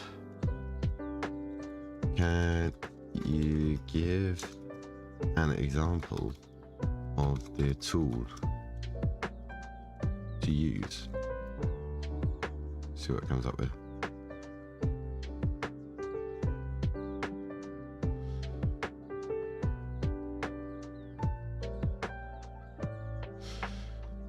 Okay, well, we've got a grappling hook. Magic wand, yeah.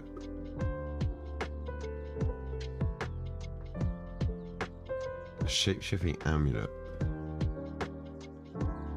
Kind of. Time manipulation.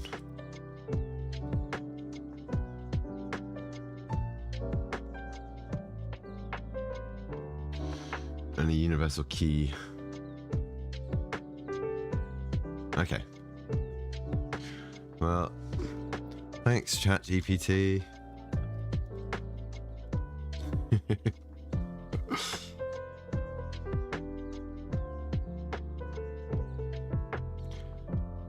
Cool. Right. So, based on these ideas, how are we going to rank everything? What am I most excited about? Let's just do this for the moment.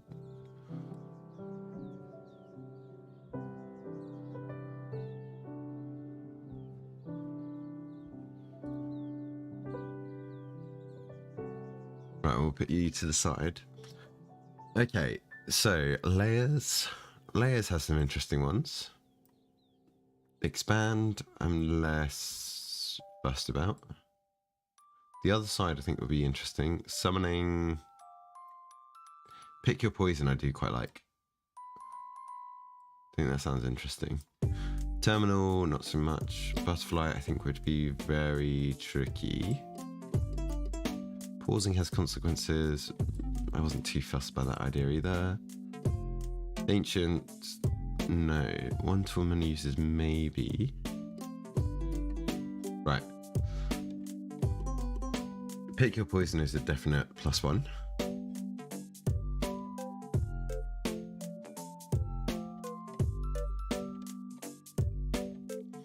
Harvest. This is the kind of game that we were looking at for last. So a lot of these ideas from the last time. I think I'm more neutral on it now though. I was a bit more keen on it. Shelter, maybe. Pick your poison, yes. Layers. Layers I think could be quite fun. The Other Side, I like the idea of. Comfort in the Darkness, I do like the idea of.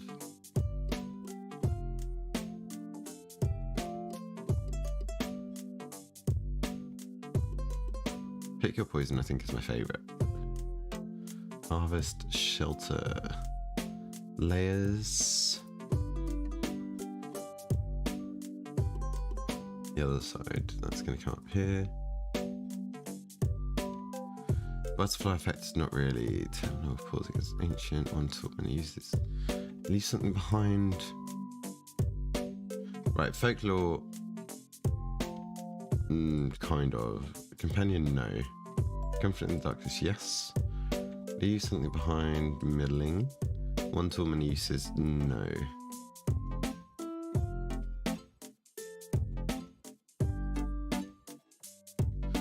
Ancient, no. Pausing has consequences. I think it's going to be tricky, so I'm going to vote no. Butterfly Effect, didn't like the idea of. Terminal, no. Summoning, I'm going to be harsher than I think I need to be, because I think these are decent ones. So I'm going to go for this. Layers, Other Side, Pick Your Poison, Shelter, Comfort in the Darkness.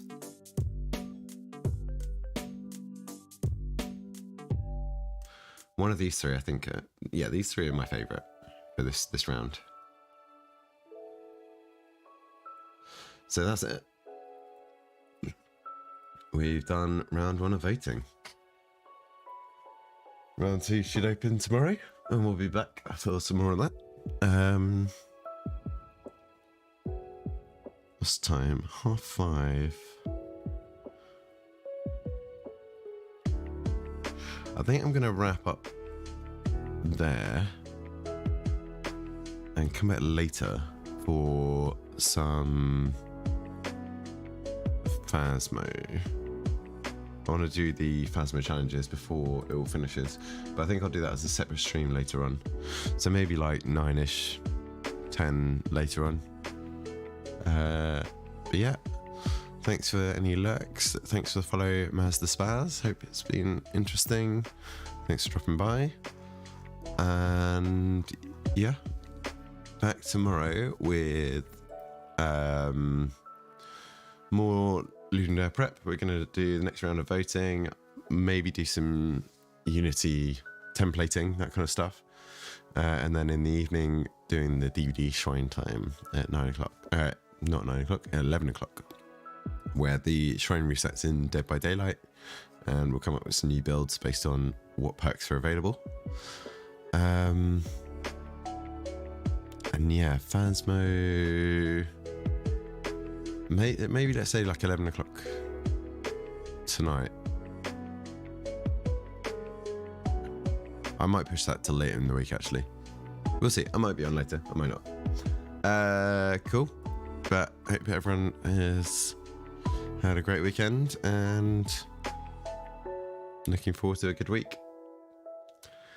Thanks, and see you later. Bye.